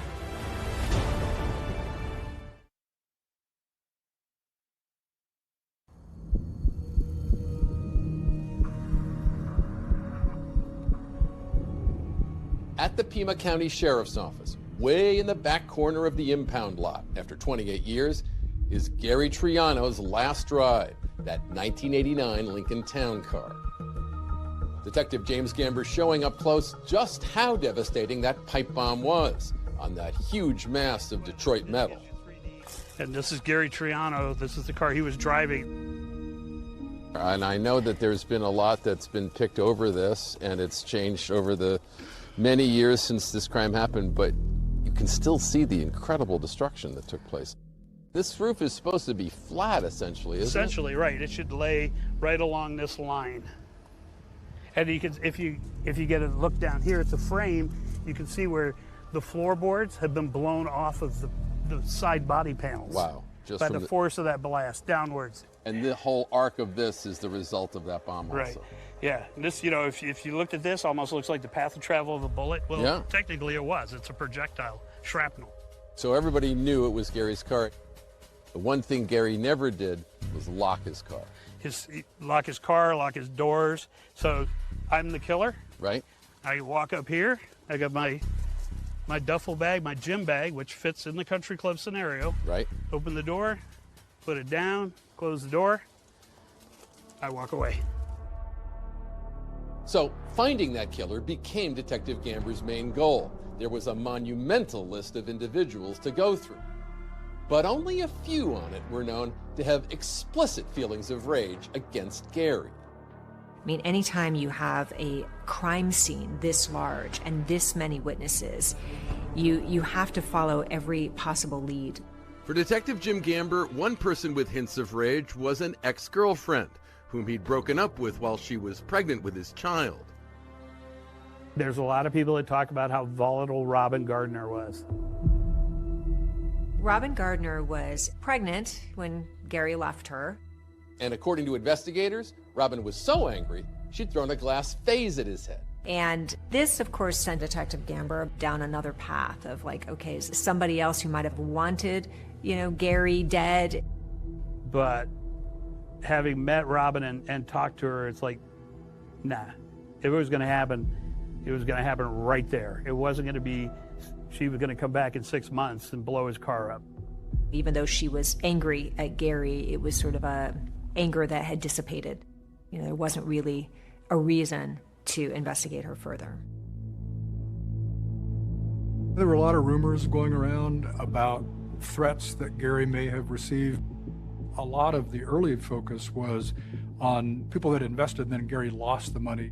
There was no shortage of them to check out. When Gary went bust in May of '94, he left $27 million worth of creditors holding the bag, and that was including those Mexican and Chinese investors. Investigators were able to clear all of them. But there was a man who not only got stiffed by Gary Triano, he got humiliated by Gary too, a Tucson trustafarian named Neil McNeese. Neil McNeese was, by all accounts, a billionaire by inheritance. He was sort of a trust fund baby, if I could use that term, and he had a lot of money. His own Learjet, I think it was, traveled a lot. He even had his own personal doctor, Lawrence D'Antonio, accompanying him on his travels. My job was to keep him alive. He was a terrible drug addict and an alcoholic. He became acquainted with Gary Triano. They probably frequented the same clubs or things of that nature. And Neil McNeese was somebody who had a lot of money to invest or spend on people. According to investigators, Gary Triano had approached Neil for $80 grand to invest in him immediately. But McNeese wanted collateral for his $80,000 loan, and newly divorced Gary had just the answer. So Gary Triano gave Neil McNeese Pam Phillips's supposed diamond ring that Gary represented was worth $250,000. About 5 days later, he goes to his jeweler who tells him, "You're the proud owner of a ring worth about $7,000. It's a cubic zirconium." And Neil went crazy. Went crazy in the jeweler shop, went absolutely crazy. And so Neil McNeese did not want to be taken as a fool. And so it was said that he had put Gary on a kill list. It was titled "To Kill." Right at the top of the list, the day I originally saw it, was Gary Triano. And he never stopped saying, "I'm going to kill Gary Triano," from that day. And his former associates allege, along with his vast wealth, McNeese also knew the right people that had the capacity to make a bomb. The moment I heard on the newscast on my car radio that the victim was Gary Triano, I absolutely believed 100% that he was assassinated by Neil McNeese. What we could find out about Neil McNeese is that he was a lot of loudmouth, but very little follow through. Nothing to connect McNeese to a device. And if he killed Gary, that didn't get him his money back. And he wasn't so financially hit that, you know, he was down to his last dime. So did he do it? Again, not a strong connection. So little hard evidence pointing to anyone for Detective Gamber. But then, out of the clear blue, Pima County receives a call from an out-of-state detective about an abandoned minivan some 500 miles away in California. It's crammed with stuff that has a name on it. That name is Gary Triano. But why?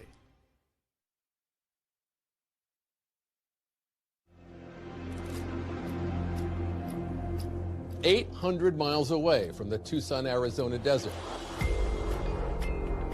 atop the snowy mountains of Colorado, two cases are about to collide, and there's a tantalizing new lead about to emerge thanks to a fraud investigation by Aspen detective James Crowley into a local named Ron Young.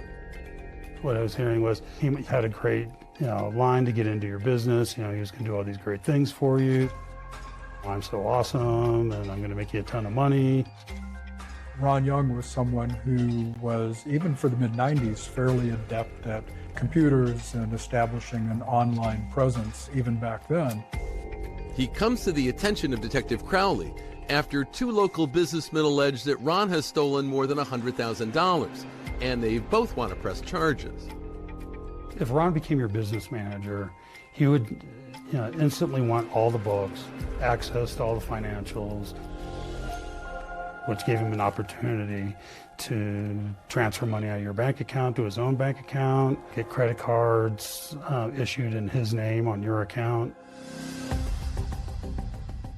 So Crowley gets search and arrest warrants and sets out to pay Ron Young a visit at his place on Snow Bunny Lane.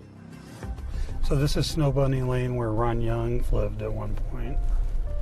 On the corner where the carport was Ron's house. So we get there and he's gone. He's nowhere to be found. Ron Young is 6'6", maybe 300 pounds.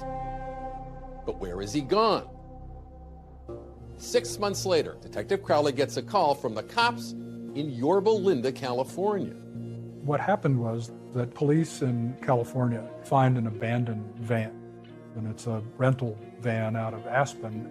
Authorities discover that the abandoned Dodge Caravan was rented by Ron Young. It was parked outside his parents' house. And it's an unlocked van. And so when police do come and they open the van, they discover some very unusual things inside. And as Detective Crowley learns, more than one of those things has Gary Triano's name on it. There's divorce documents between Gary Triano and Pam Phillips. There are maps of Tucson. There are lists of names of associates with Gary Triano. And they discover something else that's sort of unusual. It's a sawed-off shotgun. I mean, fraud suspects, they're not usually violent. It was Crowley's first encounter with Gary Triano's name, but he recognized the name Pamela Phillips because earlier that year, she had walked into the Aspen Police Department and accused Ron Young of stealing money from her bank accounts. In investigating Ron, there were 2 fraud cases initially, and then Pamela had come in to report the 3rd fraud case. Detective Crowley had an outstanding warrant for Ron Young's arrest. So why did his still-at-large fraud suspect appear to be all up in the business of this Gary Triano from Tucson, Arizona? Then came November 1st, 1996, and the morning after. I was sitting at my desk in the investigations office and reading the paper and saw the headline. It was the shocking pipe bomb murder of Gary Triano. And it kind of, when you get an adrenaline dump and you get that kind of metal taste in your mouth, and that's kind of what it was. And so Detective Crowley calls Pima County Sheriff's Department. And I said, here's what I have. You might be interested in this. And when Pima County gets this call from Detective Crowley, laying out the evidence retrieved from the van, especially those documents with Gary Triano's name on them, they finally have the connection they've been waiting for. So what was an Aspen fraud case now is firmly interwoven with our homicide case. Detective Crowley also hands over to detectives in Tucson a notebook from the van. Inside that notebook, a handwritten list of names, including Gary Triano's niece, Melissa.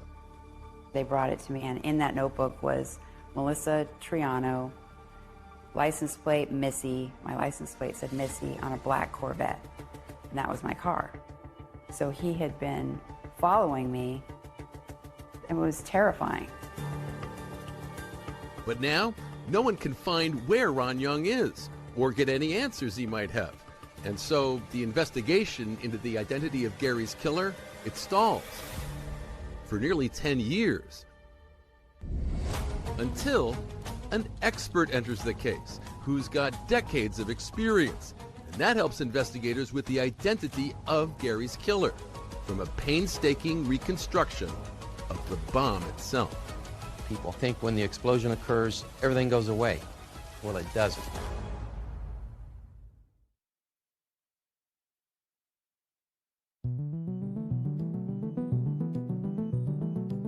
Here we are in New Mexico, Anthony. Yes. A typical land of enchantment landscape around us here, right? Kind of desolation and mountain desert area. So a decade after the murder of Gary Triano, the case has gone stone cold. The Sheriff's Department decides to invite one of ATF's top bomb experts, Anthony May, into the investigation, just to see if he could help determine who built that bomb that wound up in Gary's car. Anthony, when I think of blowing stuff up in New Mexico, I think of the movie Oppenheimer, something in Los Alamos, right? Yeah, a little bit south there, but yes. You guys gotta hold on, hold on. So if you go just outside Socorro, New Mexico, you'll find this 40-square-mile field laboratory, and it's called the Energetic Materials Research and Testing Center, EMERTEC for short. It's a research and training division of New Mexico Tech, and it's a place where highly skilled bomb specialists do their work with explosives. So we're blowing something up today, aren't we? Yes, we are. We're going to reenact a bombing that occurred in 1996 that ended up taking Gary Triano's life. Today, Anthony May is going to take us inside his field of explosive expertise and show us just how this kind of detective work can help authorities identify a killer. What kind of car is this that we're looking at right here? It's a Ford Mercury Grand Marquis. It's not the exact vehicle, but it is similar in body style and chassis. Melton Flores is a research engineer and assistant director here at EMERTEC. He and his team are the ones who found the car and put together a pipe bomb, all closely resembling Gary Triano's car and what was inside it on the evening of November 1st, 1996. Will be safely tucked away in the upper bunker. We have a flag that you'll see behind your shoulder there. That flag is currently in the down position, which means that testing is imminent. The EMERTEC engineers have these high-speed cameras ready to film the explosion at 20,000 frames per second. Morning, everybody. So today we got a recreation shot of a 1996 bombing in Arizona. It's going to be a pipe bomb. Once the bomb goes off, we're going to wait until for Merkel to he'll give it the all clear. It's the desert, it's hot, so drink plenty of water. We got snakes, we got scorpions, we got spiders, so watch out for all that. Tesla. Yeah, hold on. Let me do a quick roll call up here. Like with the Triano case, the pipe bomb is placed in a blue canvas bag and it's positioned on the passenger seat. The technician spools out the firing fuse. We take cover in a bunker some 2,000 feet away.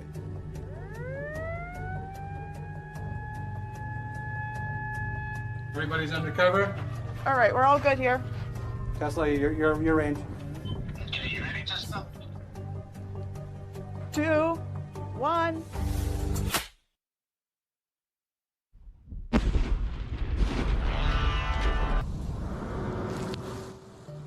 Every bomb scene tells a story, and the debris scattered by this bomb is is much like the debris that was scattered after the bomb that exploded in Tucson on November 1st, 1996. Debris gathered up by law enforcement that Anthony May would go on to analyze. So after the all clear, we move in for a closer look. It would be up, most of it is going to be up over that ridge. Well, we're going to walk into the blast scene. Now we're starting to pick up some heavy components, and now we're going to decide, is it from the car? Is it from the bomb? And what I'm seeing is car parts here, the door handle. As I can see already, the roof of the car is over here. Looking at the roof of the car, most of our fragments went straight up. Does it matter to you that it went straight up? It'll tell me the orientation of that pipe bomb. That you can take what seems like a scene of classic chaos and create any kind of order out of it is remarkable to us. That's the objective. Take a look at what the crime scene is telling you, what the evidence tells you, and then go from there. It is one of the most notorious murders in Tucson history. Opening statement. Back in 2005, it was Anthony May taking the fragments of that 1996 bomb that killed Gary Triano and reassembling the device, hoping that the process would offer some leads in a case that had grown cold. This is actually a picture of when Jim brought the evidence up to me. It's just kind of like a puzzle now. I'm trying to match pieces. This is the pieces of the pipe. So what specifically did you find as you looked at all that evidence? People think when the explosion occurs, everything goes away. Well, it doesn't. There's 95 to 99% of the device still there. It's just different configurations. I was able to determine the size. It was about a 17-inch pipe bomb. So it took Tony May about a month to piece back together all the fragments of the bomb, and he showed us the reproduction he was able to construct. So somehow from all this material, you're able to recreate something that looks very much like what the actual bomb must have been. Yes. Is there any indication that Gary Triano would have seen that bag in the seat next to him? Well, he in fact did see it. There was a witness that said that he saw Gary Triano get in the car and then lean over into the passenger seat, meaning that the bomber was also somewhere close by with the remote control device, and when he saw him lean over the bag, that's when he initiated the device. And just like any puzzle, once the pieces start to fit together, there's a picture that emerges that would eliminate some suspects and start to bring others into sharper focus. We had found a piece in the debris here of parts that were soldered together. There were globs of solder. The globs instantly told you, not somebody who does this on a regular basis. Doesn't do it on a regular basis. The question to me was, is this a professional hit? Are we dealing with a mafia? From the design, the construction, the soldering, the battery, I don't see that. Turns out the outdated 6-volt battery used on the bomb was also a clue about the bomber's age. That indicated to me that we're not dealing with some young individual who has experience with AA batteries or 9-volt batteries. That it might have been an amateur building their first bomb, and that the choice of battery was suggesting an older suspect, excluded organized crime, and got authorities focusing on the man with the disorganized van, Ron Young. So the way the device was built fit Ron's profile. So it's just another brick in the wall kind of thing. And as investigators continued to build that wall, they are intrigued by the enticing link between Ron Young and Gary's ex, Pam Phillips. Were they more than business partners? And will unearthed audio recordings reveal whether Pam was possibly an accomplice in the murder of her ex-husband Gary Triano, or a victim of Ron Young? I don't even want to talk about it right now. If I ever found out that you compromised me, you're, a fried duck.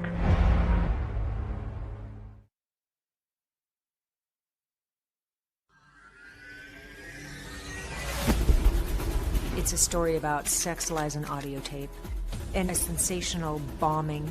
It was something that absolutely shook Tucson to its core. It was horrific. It was violent. I'm the killer. I got my gym bag, open the door, put it down, close the door. I walk away.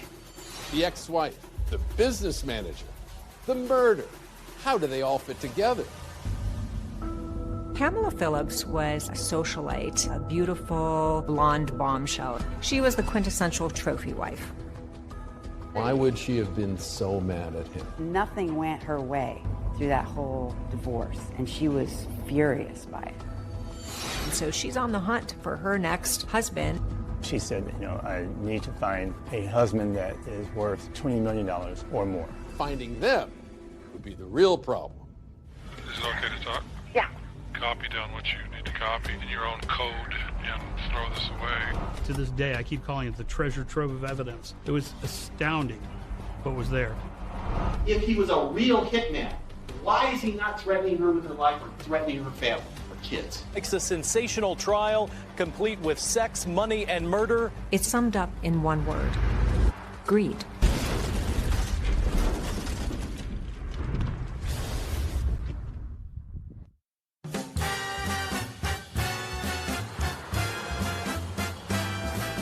Here in Tucson, Arizona, handsome, self-confident land developer Gary Triano was married to Pamela Phillips, herself a charismatic player in Tucson real estate. They were a power couple with expensive tastes and the assets to satisfy them. It was almost like the lifestyles of the rich and famous. But after the real estate boom went bust, Gary went bankrupt. Pamela began to realize maybe Gary wasn't all that he was cracked up to be. Like maybe there were little cracks in this armor here. Because Gary started to let her in on some things, like he's indebted to multiple people. Following their divorce, Glam Pam and their 2 kids moved to Aspen. I saw Gary as being somewhat downtrodden, somewhat sad. Sad he was losing his family, sad he had lost all his earthly riches. But ever the optimist, Gary felt confident he'd be on top once again soon. Until November 1st, 1996, when a car bomb blew his comeback and his car to smithereens in a parking lot just like this one.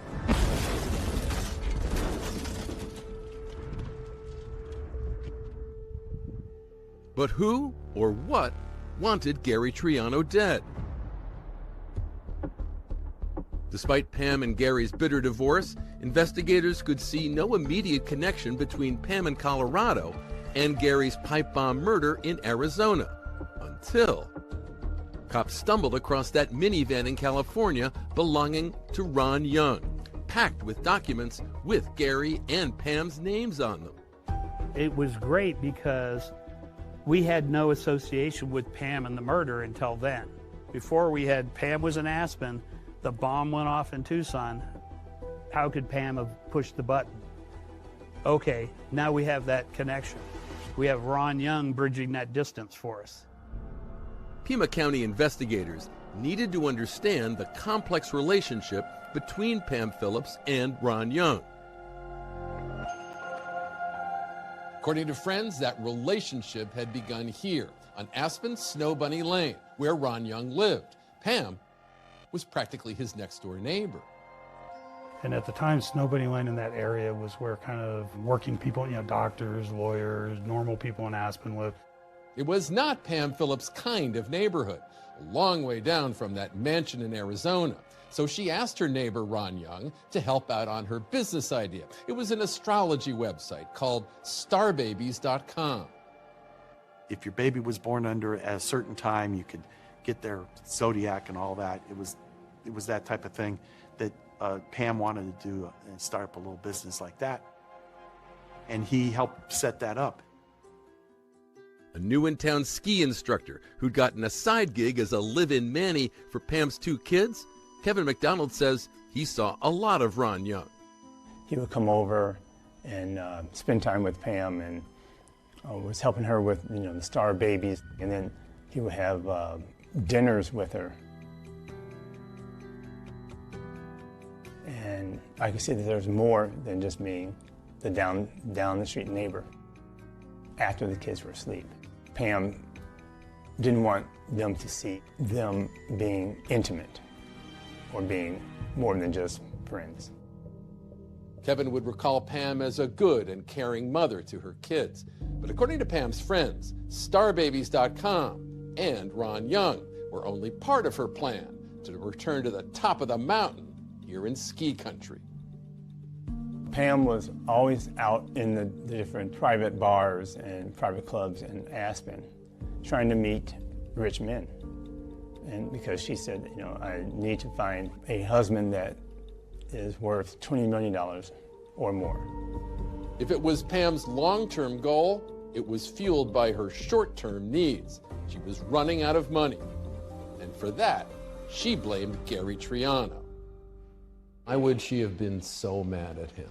Nothing went her way through that whole divorce, and she was furious by it.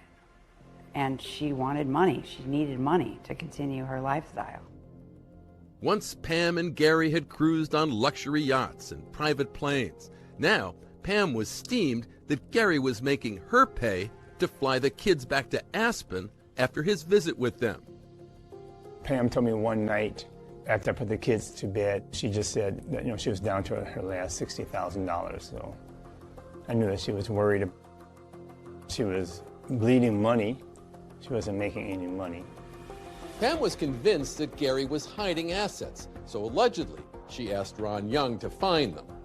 Pam's chief complaint during this entire relationship is she's not receiving enough child support from Gary, and he must be hiding assets. But Ron is still really pissed off that he's not being paid for his services. Because of their business relationship, Ron had access to her accounts, and he allegedly started taking out money for himself. That's what led Pam to report Ron's alleged fraud in the first place. Yet it wasn't long after that Ron Young skipped town and vanished. He was one step ahead of an Aspen arrest warrant.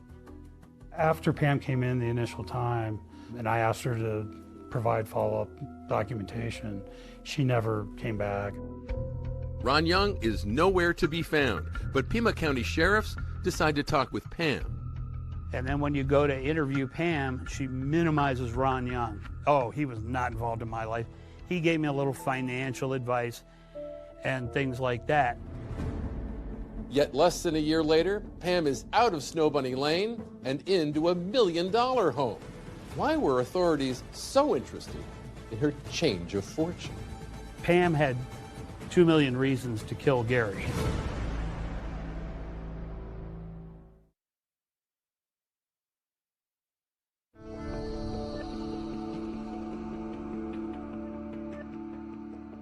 Pothole number 3. Allegedly, that's how the twice-divorced Pam Phillips referred to Ron Young, her sometime lover, neighbor, and business associate, in a note she wrote to her aunt. Ron was not her type. She was used to handsome, charismatic, wealthy men, and Ron was nothing like that.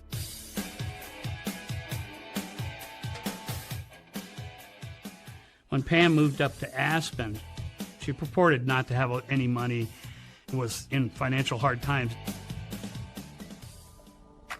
There was, however, a $2 million life insurance policy on Gary Triano's life, set up to take care of his 2 kids with Pam. They were the beneficiaries, with the proviso that if they were under the age of 18, then Pam was the one that would receive the money and appropriately apply it to the children's lives.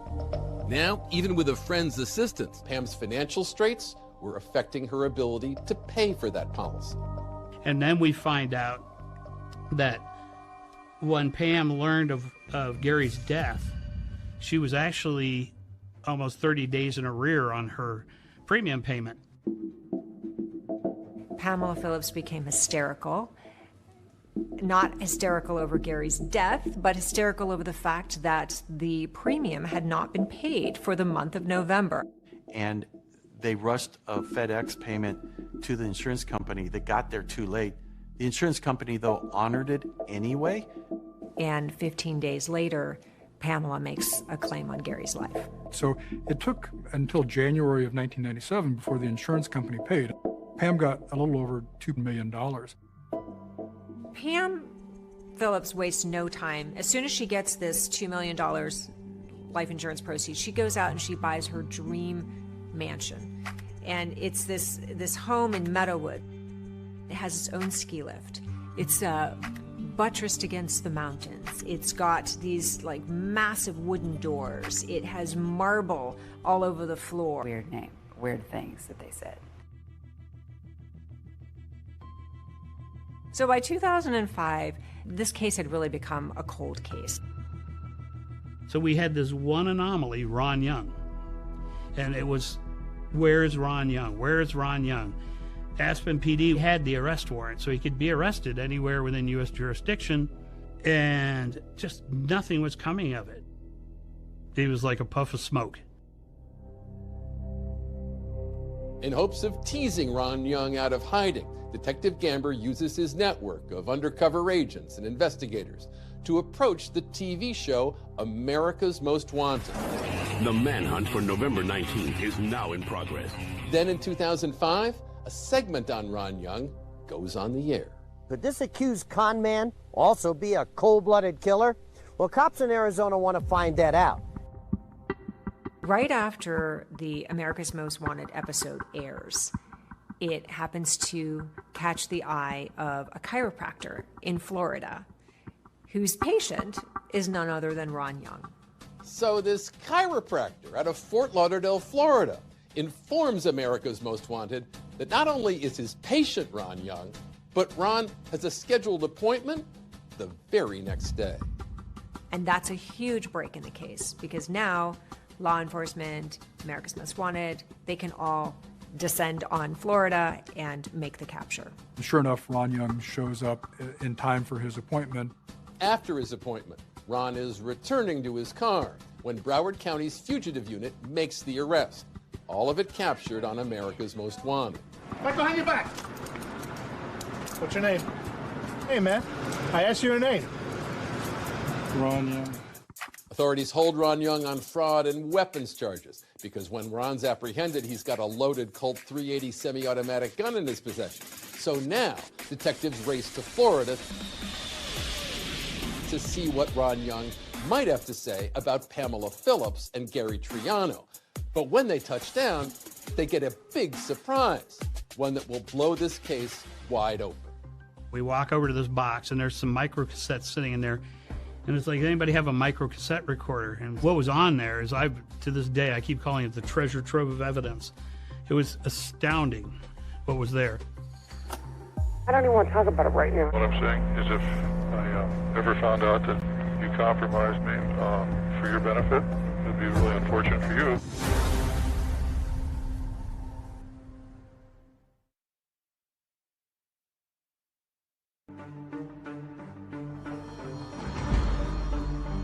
After being featured on the show America's Most Wanted, Right behind your back. Ron Young is arrested in Florida. Hey, man. I asked you your name. Ron Young. Crowley, it calls us and says they got him. So they start talking to Ron Young, and Ron says, sure, you can search my apartment. And yeah, you can search the storage locker I have. He gives them kind of an extraordinary gift. And it's like he's opening up his treasure trove of evidence for law enforcement. And what they discover, is a major break in the case. Among the physical evidence seized from Ron's properties, detectives find spreadsheets, FedEx receipts, thousands of email printouts, and letters that shockingly reveal Pam and Ron had been in contact the whole time Ron was a fugitive, even after Pam had accused Ron of fraud and minimized their relationship to police. I think the apparent connection between us is best kept at a minimum, she writes. I don't want to appear as too much of a helper, though you know I am. I love you and count on you. Pamela. So there was obviously more of a relationship than she was letting on. But then, as far as evidence goes, the coup de grace. We walk over to this box, and there's some micro cassettes sitting in there. And it's like, anybody have a micro cassette recorder? And so we pop one of the tapes in, we hit play. You sent my money yet? My principal.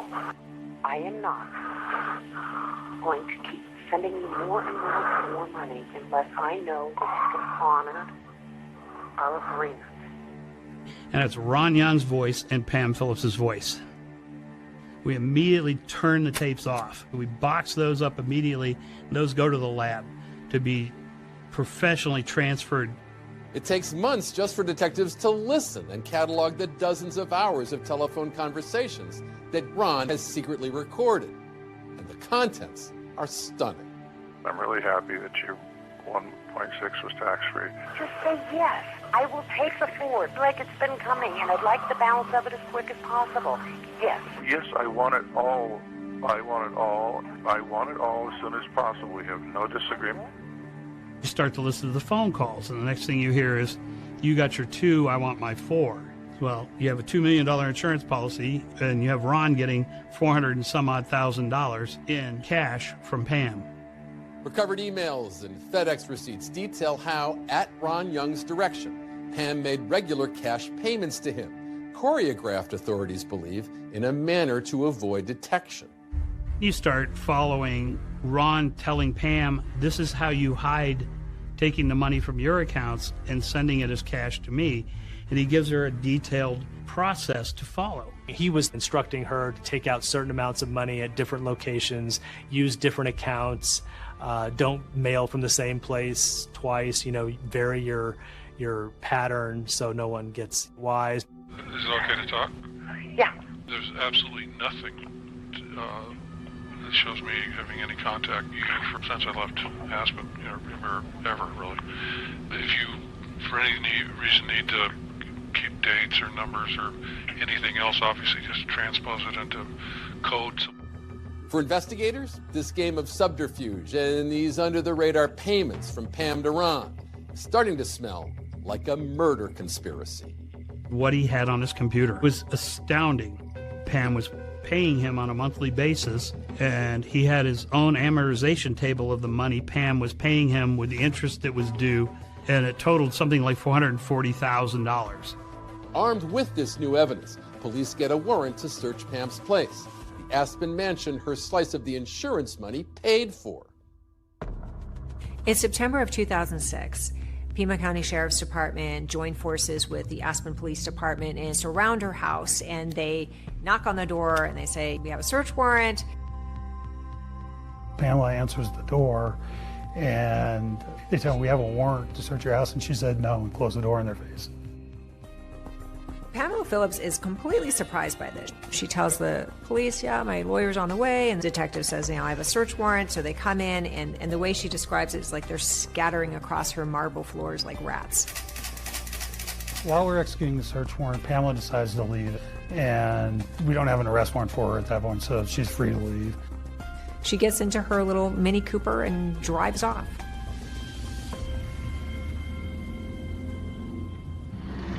Meanwhile, after pleading guilty to firearms charges, Ron Young is sentenced to 10 months in prison in Florida. After his jail term, he's sent back to Aspen. He gets extradited to Aspen to face the fraud charges. And it's there that the fraud charges get dismissed. After the charges are dismissed in Aspen, we don't have enough to charge him with the homicide yet. So he is free, but he's on parole from the federal prison.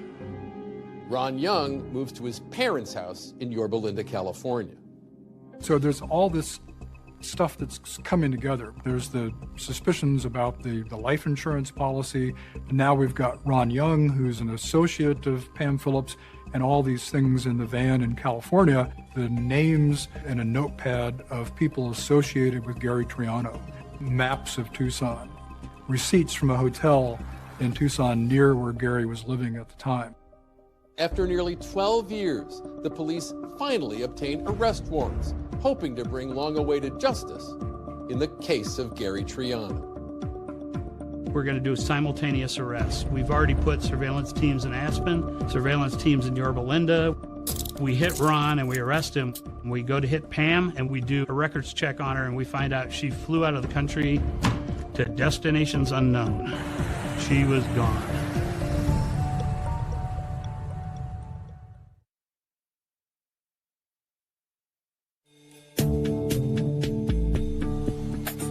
On Friday, October 17, 2008, cops mount a large-scale operation to simultaneously arrest Ron Young and Pam Phillips for the 1996 murder of her ex, Gary Triano.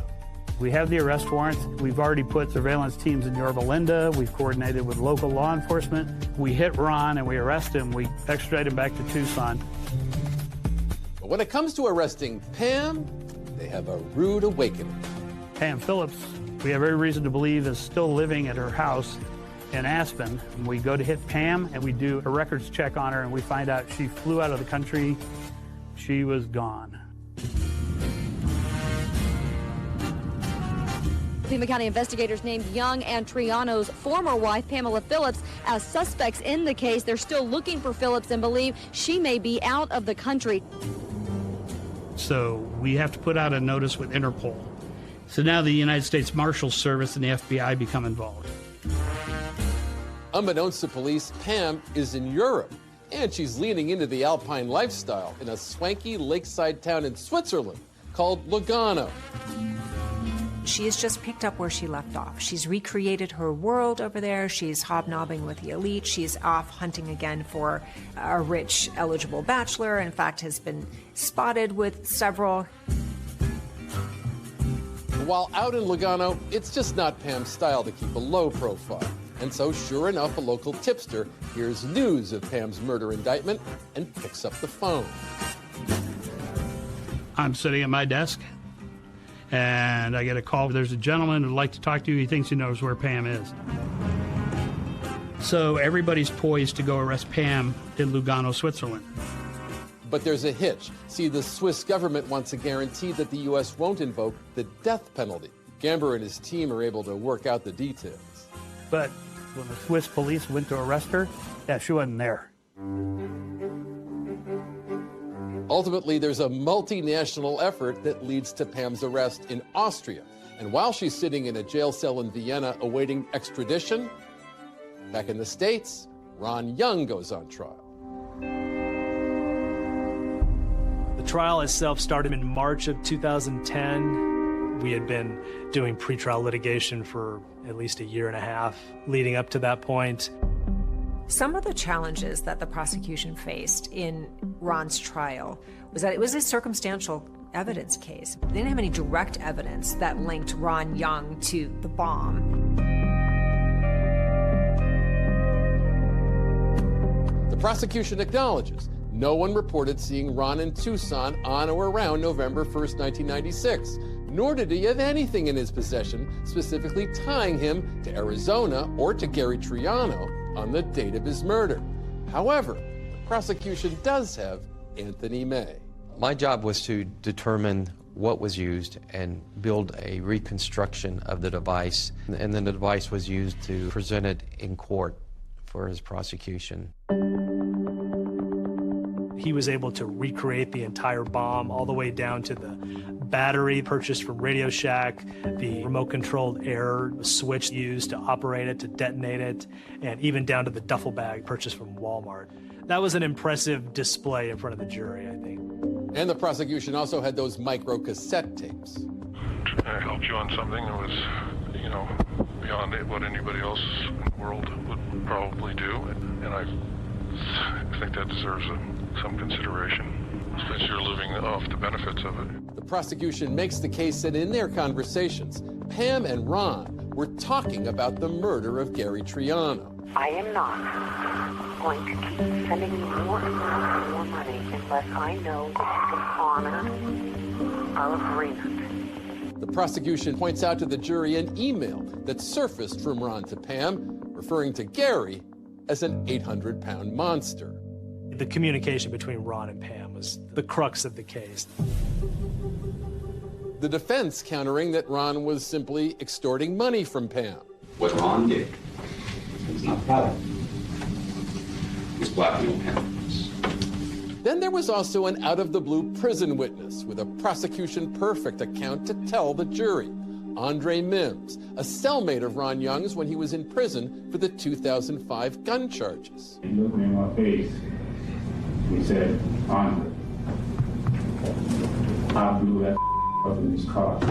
For the prosecution, Ron Young's one statement to Andre Mims, how he blew Gary Triano up, might as well have been a confession. But the defense claimed this testimony was made up and immediately called for a mistrial. The motion was denied. I think we felt confident. I mean, as a prosecutor, even on a strong case, you're always concerned about the potential one outlier juror that could lead to a hung jury. After 13 hours, the jury reached a verdict. We find the defendant, Ronald Kelly Young, guilty of the offense of first-degree murder. Ron Young was found guilty of first-degree murder and conspiracy to commit murder. Ron Young is sentenced to life in prison. We can't tell you how many times we thought we would never see who killed my father. But for Gary Triano's family, the story is far from over, and justice has not been served yet. We still need Pam, and there's a long road still with that.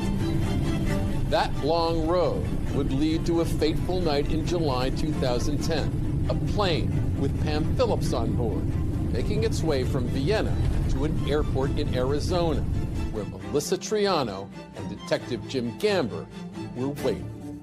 I think her flight came in at midnight, and we stood outside of the airport and watched her come off the plane. Pam's comment to the U.S. Marshals was, if Gamber's in the airport, I'm not getting off the plane. They walked her out of the jetway, turned her over to me. They had to walk her all the way out to a patrol car. I wanted her to see our faces and to know that we were never giving up on bringing her to justice.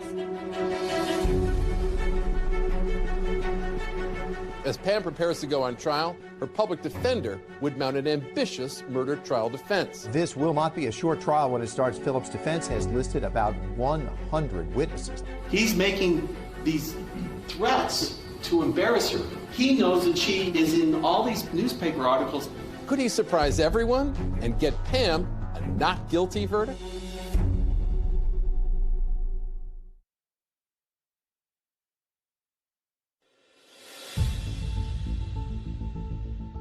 Gary Triano had left his first wife to pursue Pam Phillips. Then, as a Tucson power couple, they lived high on the hog.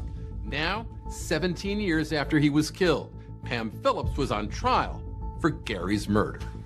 For anyone who likes a sensational trial, complete with sex, money, and murder, this one was worth the wait. It has it all. The trial began February 2014. There was a ton of attention and anticipation. All eyes were on Pamela Phillips. I think it was probably the biggest case we've ever had. The Aspen socialite on trial for killing her ex-husband with a car bomb.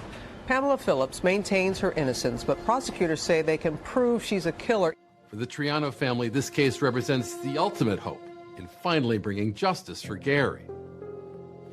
How was that trial for you and your family?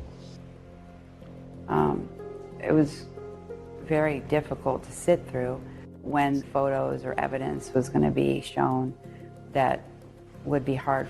I would get up and walk out. What made it imperative that you be there then? It was knowing the truth. Prosecutors argued that the main reason that Pamela Phillips orchestrated this murder on her ex-husband was the $2 million life insurance policy. The bulk of our evidence came from Ron Young, the FedEx receipts, the phone calls, the emails that Ron Young had saved. With records taken from that abandoned minivan in 1996, prosecutors argue how Ron Young closely surveilled Gary Triano's comings and goings, as well as those of Gary Triano's relatives, which included very specific details about Melissa Triano, who took the stand. The last line has your name on it again, correct? Yes. Melissa Triano. Just above your name, what does it say there? Corvette convertible niece. The prosecution then brings out a key witness, Laura Chapman, a former friend of Pam's, who recalls a conversation she says she had with Pam before Gary's death. She said that she should just hire a hitman, have him taken out, and that the insurance policy was a $2 million insurance policy. And she said it would just be really easy to do because he was so predictable because he played golf every day. The defense claimed Laura's memory was faulty, and that Pam was not desperate for the life insurance money because she'd lapsed on that last premium payment. If you're going to do a murder for hire for the insurance money, aren't you going to be sure that the insurance policy is in place and has been paid? But for the prosecution, big piece of the puzzle were those taped phone conversations between Ron and Pam, discussing Ron's alleged $400,000 cut of that life insurance policy, where, in the view of the prosecution, Ron says the quiet part out loud. Right now, I want to know that we are capping it at 4. I don't want this nebulous thing out there that we're supposedly supposed to... It's not nebulous. Listen to me. I am very serious about this. Well, I tell you, you're going to be very serious when you sit in a women's prison for murder. Oh yeah, that for the jury was our smoking gun. But defense attorneys assert Ron and Pam were not talking about the murder of Gary Triano. Instead, he was extorting Pam for money. I'm terrified of everything. I know. I mean, I'm living in total fear. He's making these threats to embarrass her. He knows that she is in all these newspaper articles as a suspect in her ex-husband's bombing. He wants to threaten her reputation in the Aspen community. If he was a real hitman, why is he not threatening her with her life or threatening her family or kids? That's what happens when you have a cold-blooded killer. The defense doesn't just try to point out how neither Ron nor Pam could be tied directly to the bomb at the scene of the crime. The defense goes one step further and says the culprit is somebody else entirely. Hot-headed billionaire heir Neil McNeese, out that 80 grand to Triano and enraged by his lies and deceit. Neil McNeese. He lends Gary $80,000 and gets a ring for collateral. He finds out the ring is only worth $8,000 and he's livid. He's furious. He threatens to kill Gary per Dr. D'Antonio. Remember, Dr. D'Antonio had come forward after Gary died, claiming that Gary Triano was on Neil McNeese's alleged kill list and that he was responsible for Gary Triano's death. Lawrence D'Antonio was called to the stand, and this was really the crutch of the defense's argument. I wouldn't describe Neil as a friend. I heard Neil say he was going to kill Gary Triano probably 10,000 times. It was pure obsession. His hatred was pure obsession. The defense argues that McNeese not only had motive, he also had the means, with a woodworker friend named Jerry Capuano, who they claim had a shop and the know-how to make a remote-controlled pipe bomb. The other things found at Mr. Capuano's shop. You saw that little red thing that was used to put together wires. There was one of those at Capuano's shop. There's an exact one of those in the bomb parts that were found. It makes for an interesting story. They're saying, oh, look at this. Neil McNeese was the real killer, and Capuano was the person who made the bomb. All of them are deceased, so we're not able to follow up on this. Authorities continue to assert there's no evidence tying McNeese or Capuano to the murder. The McNeese family issuing a statement in 2014, maintaining their belief in his innocence and relief that justice might prevail. But I mean, the bottom line is we don't have any question whatsoever that Pam Phillips hired Ron Young to kill Gary. Pamela Phillips never testified during the entire trial. We got glimpses of her personality, right? During the trial, she would look at the camera, she would smile at the camera, even mouthing the words at one point, "I love you," to the camera during court proceedings. The camera had always loved Pam right back. Now, after 2 months of testimony, it was time to see what a jury would feel about Pam Phillips as they decided her fate. The lights flickered in the courtroom. My cousin Heather was sitting in front of me, and she turned and looked, and we just lost it.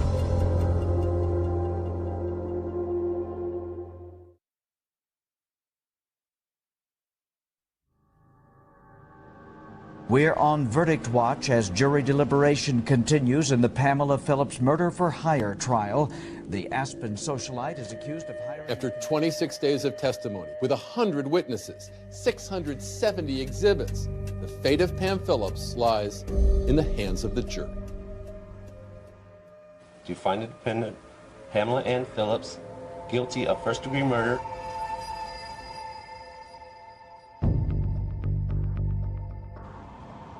Quiet cries days of joy and justice. Triano's family says today's verdict has been a long time coming. Like seconds after the judge said guilty, the lights flickered in the courtroom. It was surreal. What did that tell you, those lights flickered? That he was there. That he knows. Gary's family was relieved by all this. The murder was in 1996. Our trial was now 18 years later. I mean, I don't think they wanted it to be Pam, but they knew it was. Pamela Phillips' attorney maintains his client is not responsible for her ex-husband's death. The fact that she's going to prison is going to eat away at me the rest of my life. Pamela Phillips was sentenced to life in prison without parole. After hearing her sentence, the once prominent socialite turns to address a packed courtroom, the only way she could do so without facing questions. I am innocent. I am innocent. I am innocent, okay? This is hard. It's so hard for me. It's a nightmare. She showed no remorse. She actually turned around to the gallery for the first time. At this point, she was just pandering to the camera. And I don't understand how this can even happen, right? Never any mention as to the loss of life, but everything came back to the impact it had on her personally. Outside the courtroom, after losing their father almost 2 decades earlier, Gary's children expressing both gratitude and sadness at the outcome. We'd like to thank all our friends and everyone who supported us through this entire time. And we're sorry that it had to come to this, because this woman was actually part of our family. Meanwhile, Pam's accomplice, Ron Young, also spending the rest of his life in prison, and he's exhausted all of his appeals. Pam, however, is still fighting for post-conviction relief based on DNA evidence found back in 2014. We found DNA on threads of 2 screws that were embedded into the platform, which was wood, for the pipe bomb. When that came in, we were able to exclude Ronald Young. Pam's appellate attorney maintaining that new, more sophisticated DNA technology will prove that someone other than Ron Young and Pam Phillips murdered Gary Triano. Well, the next step in the process, we did file our petition for post-conviction relief. I'm hopeful that we can do some genealogical testing if we can find the money to do that. They get better DNA that come back and tie to Jerry Capuano, then that might get her a chance for a new trial. Prosecutors stand by the verdict. They continue to say that neither billionaire Neil McNeese nor his friend Jerry Capuano were in any way responsible for Gary's murder. Where I find fault with this is that they, didn't submit Gary Triano as a reference sample. Now, whose DNA do you think is probably all over that scene? How do you buy screws at a hardware store? You don't buy screws that have never been touched by another human being. So finding some lone DNA profile and a blast debris doesn't impress me. If you can meet with triumph and disaster and treat those 2 imposters just the same, if you can make one heap of all your winnings and risk it on one turn of pitch and toss,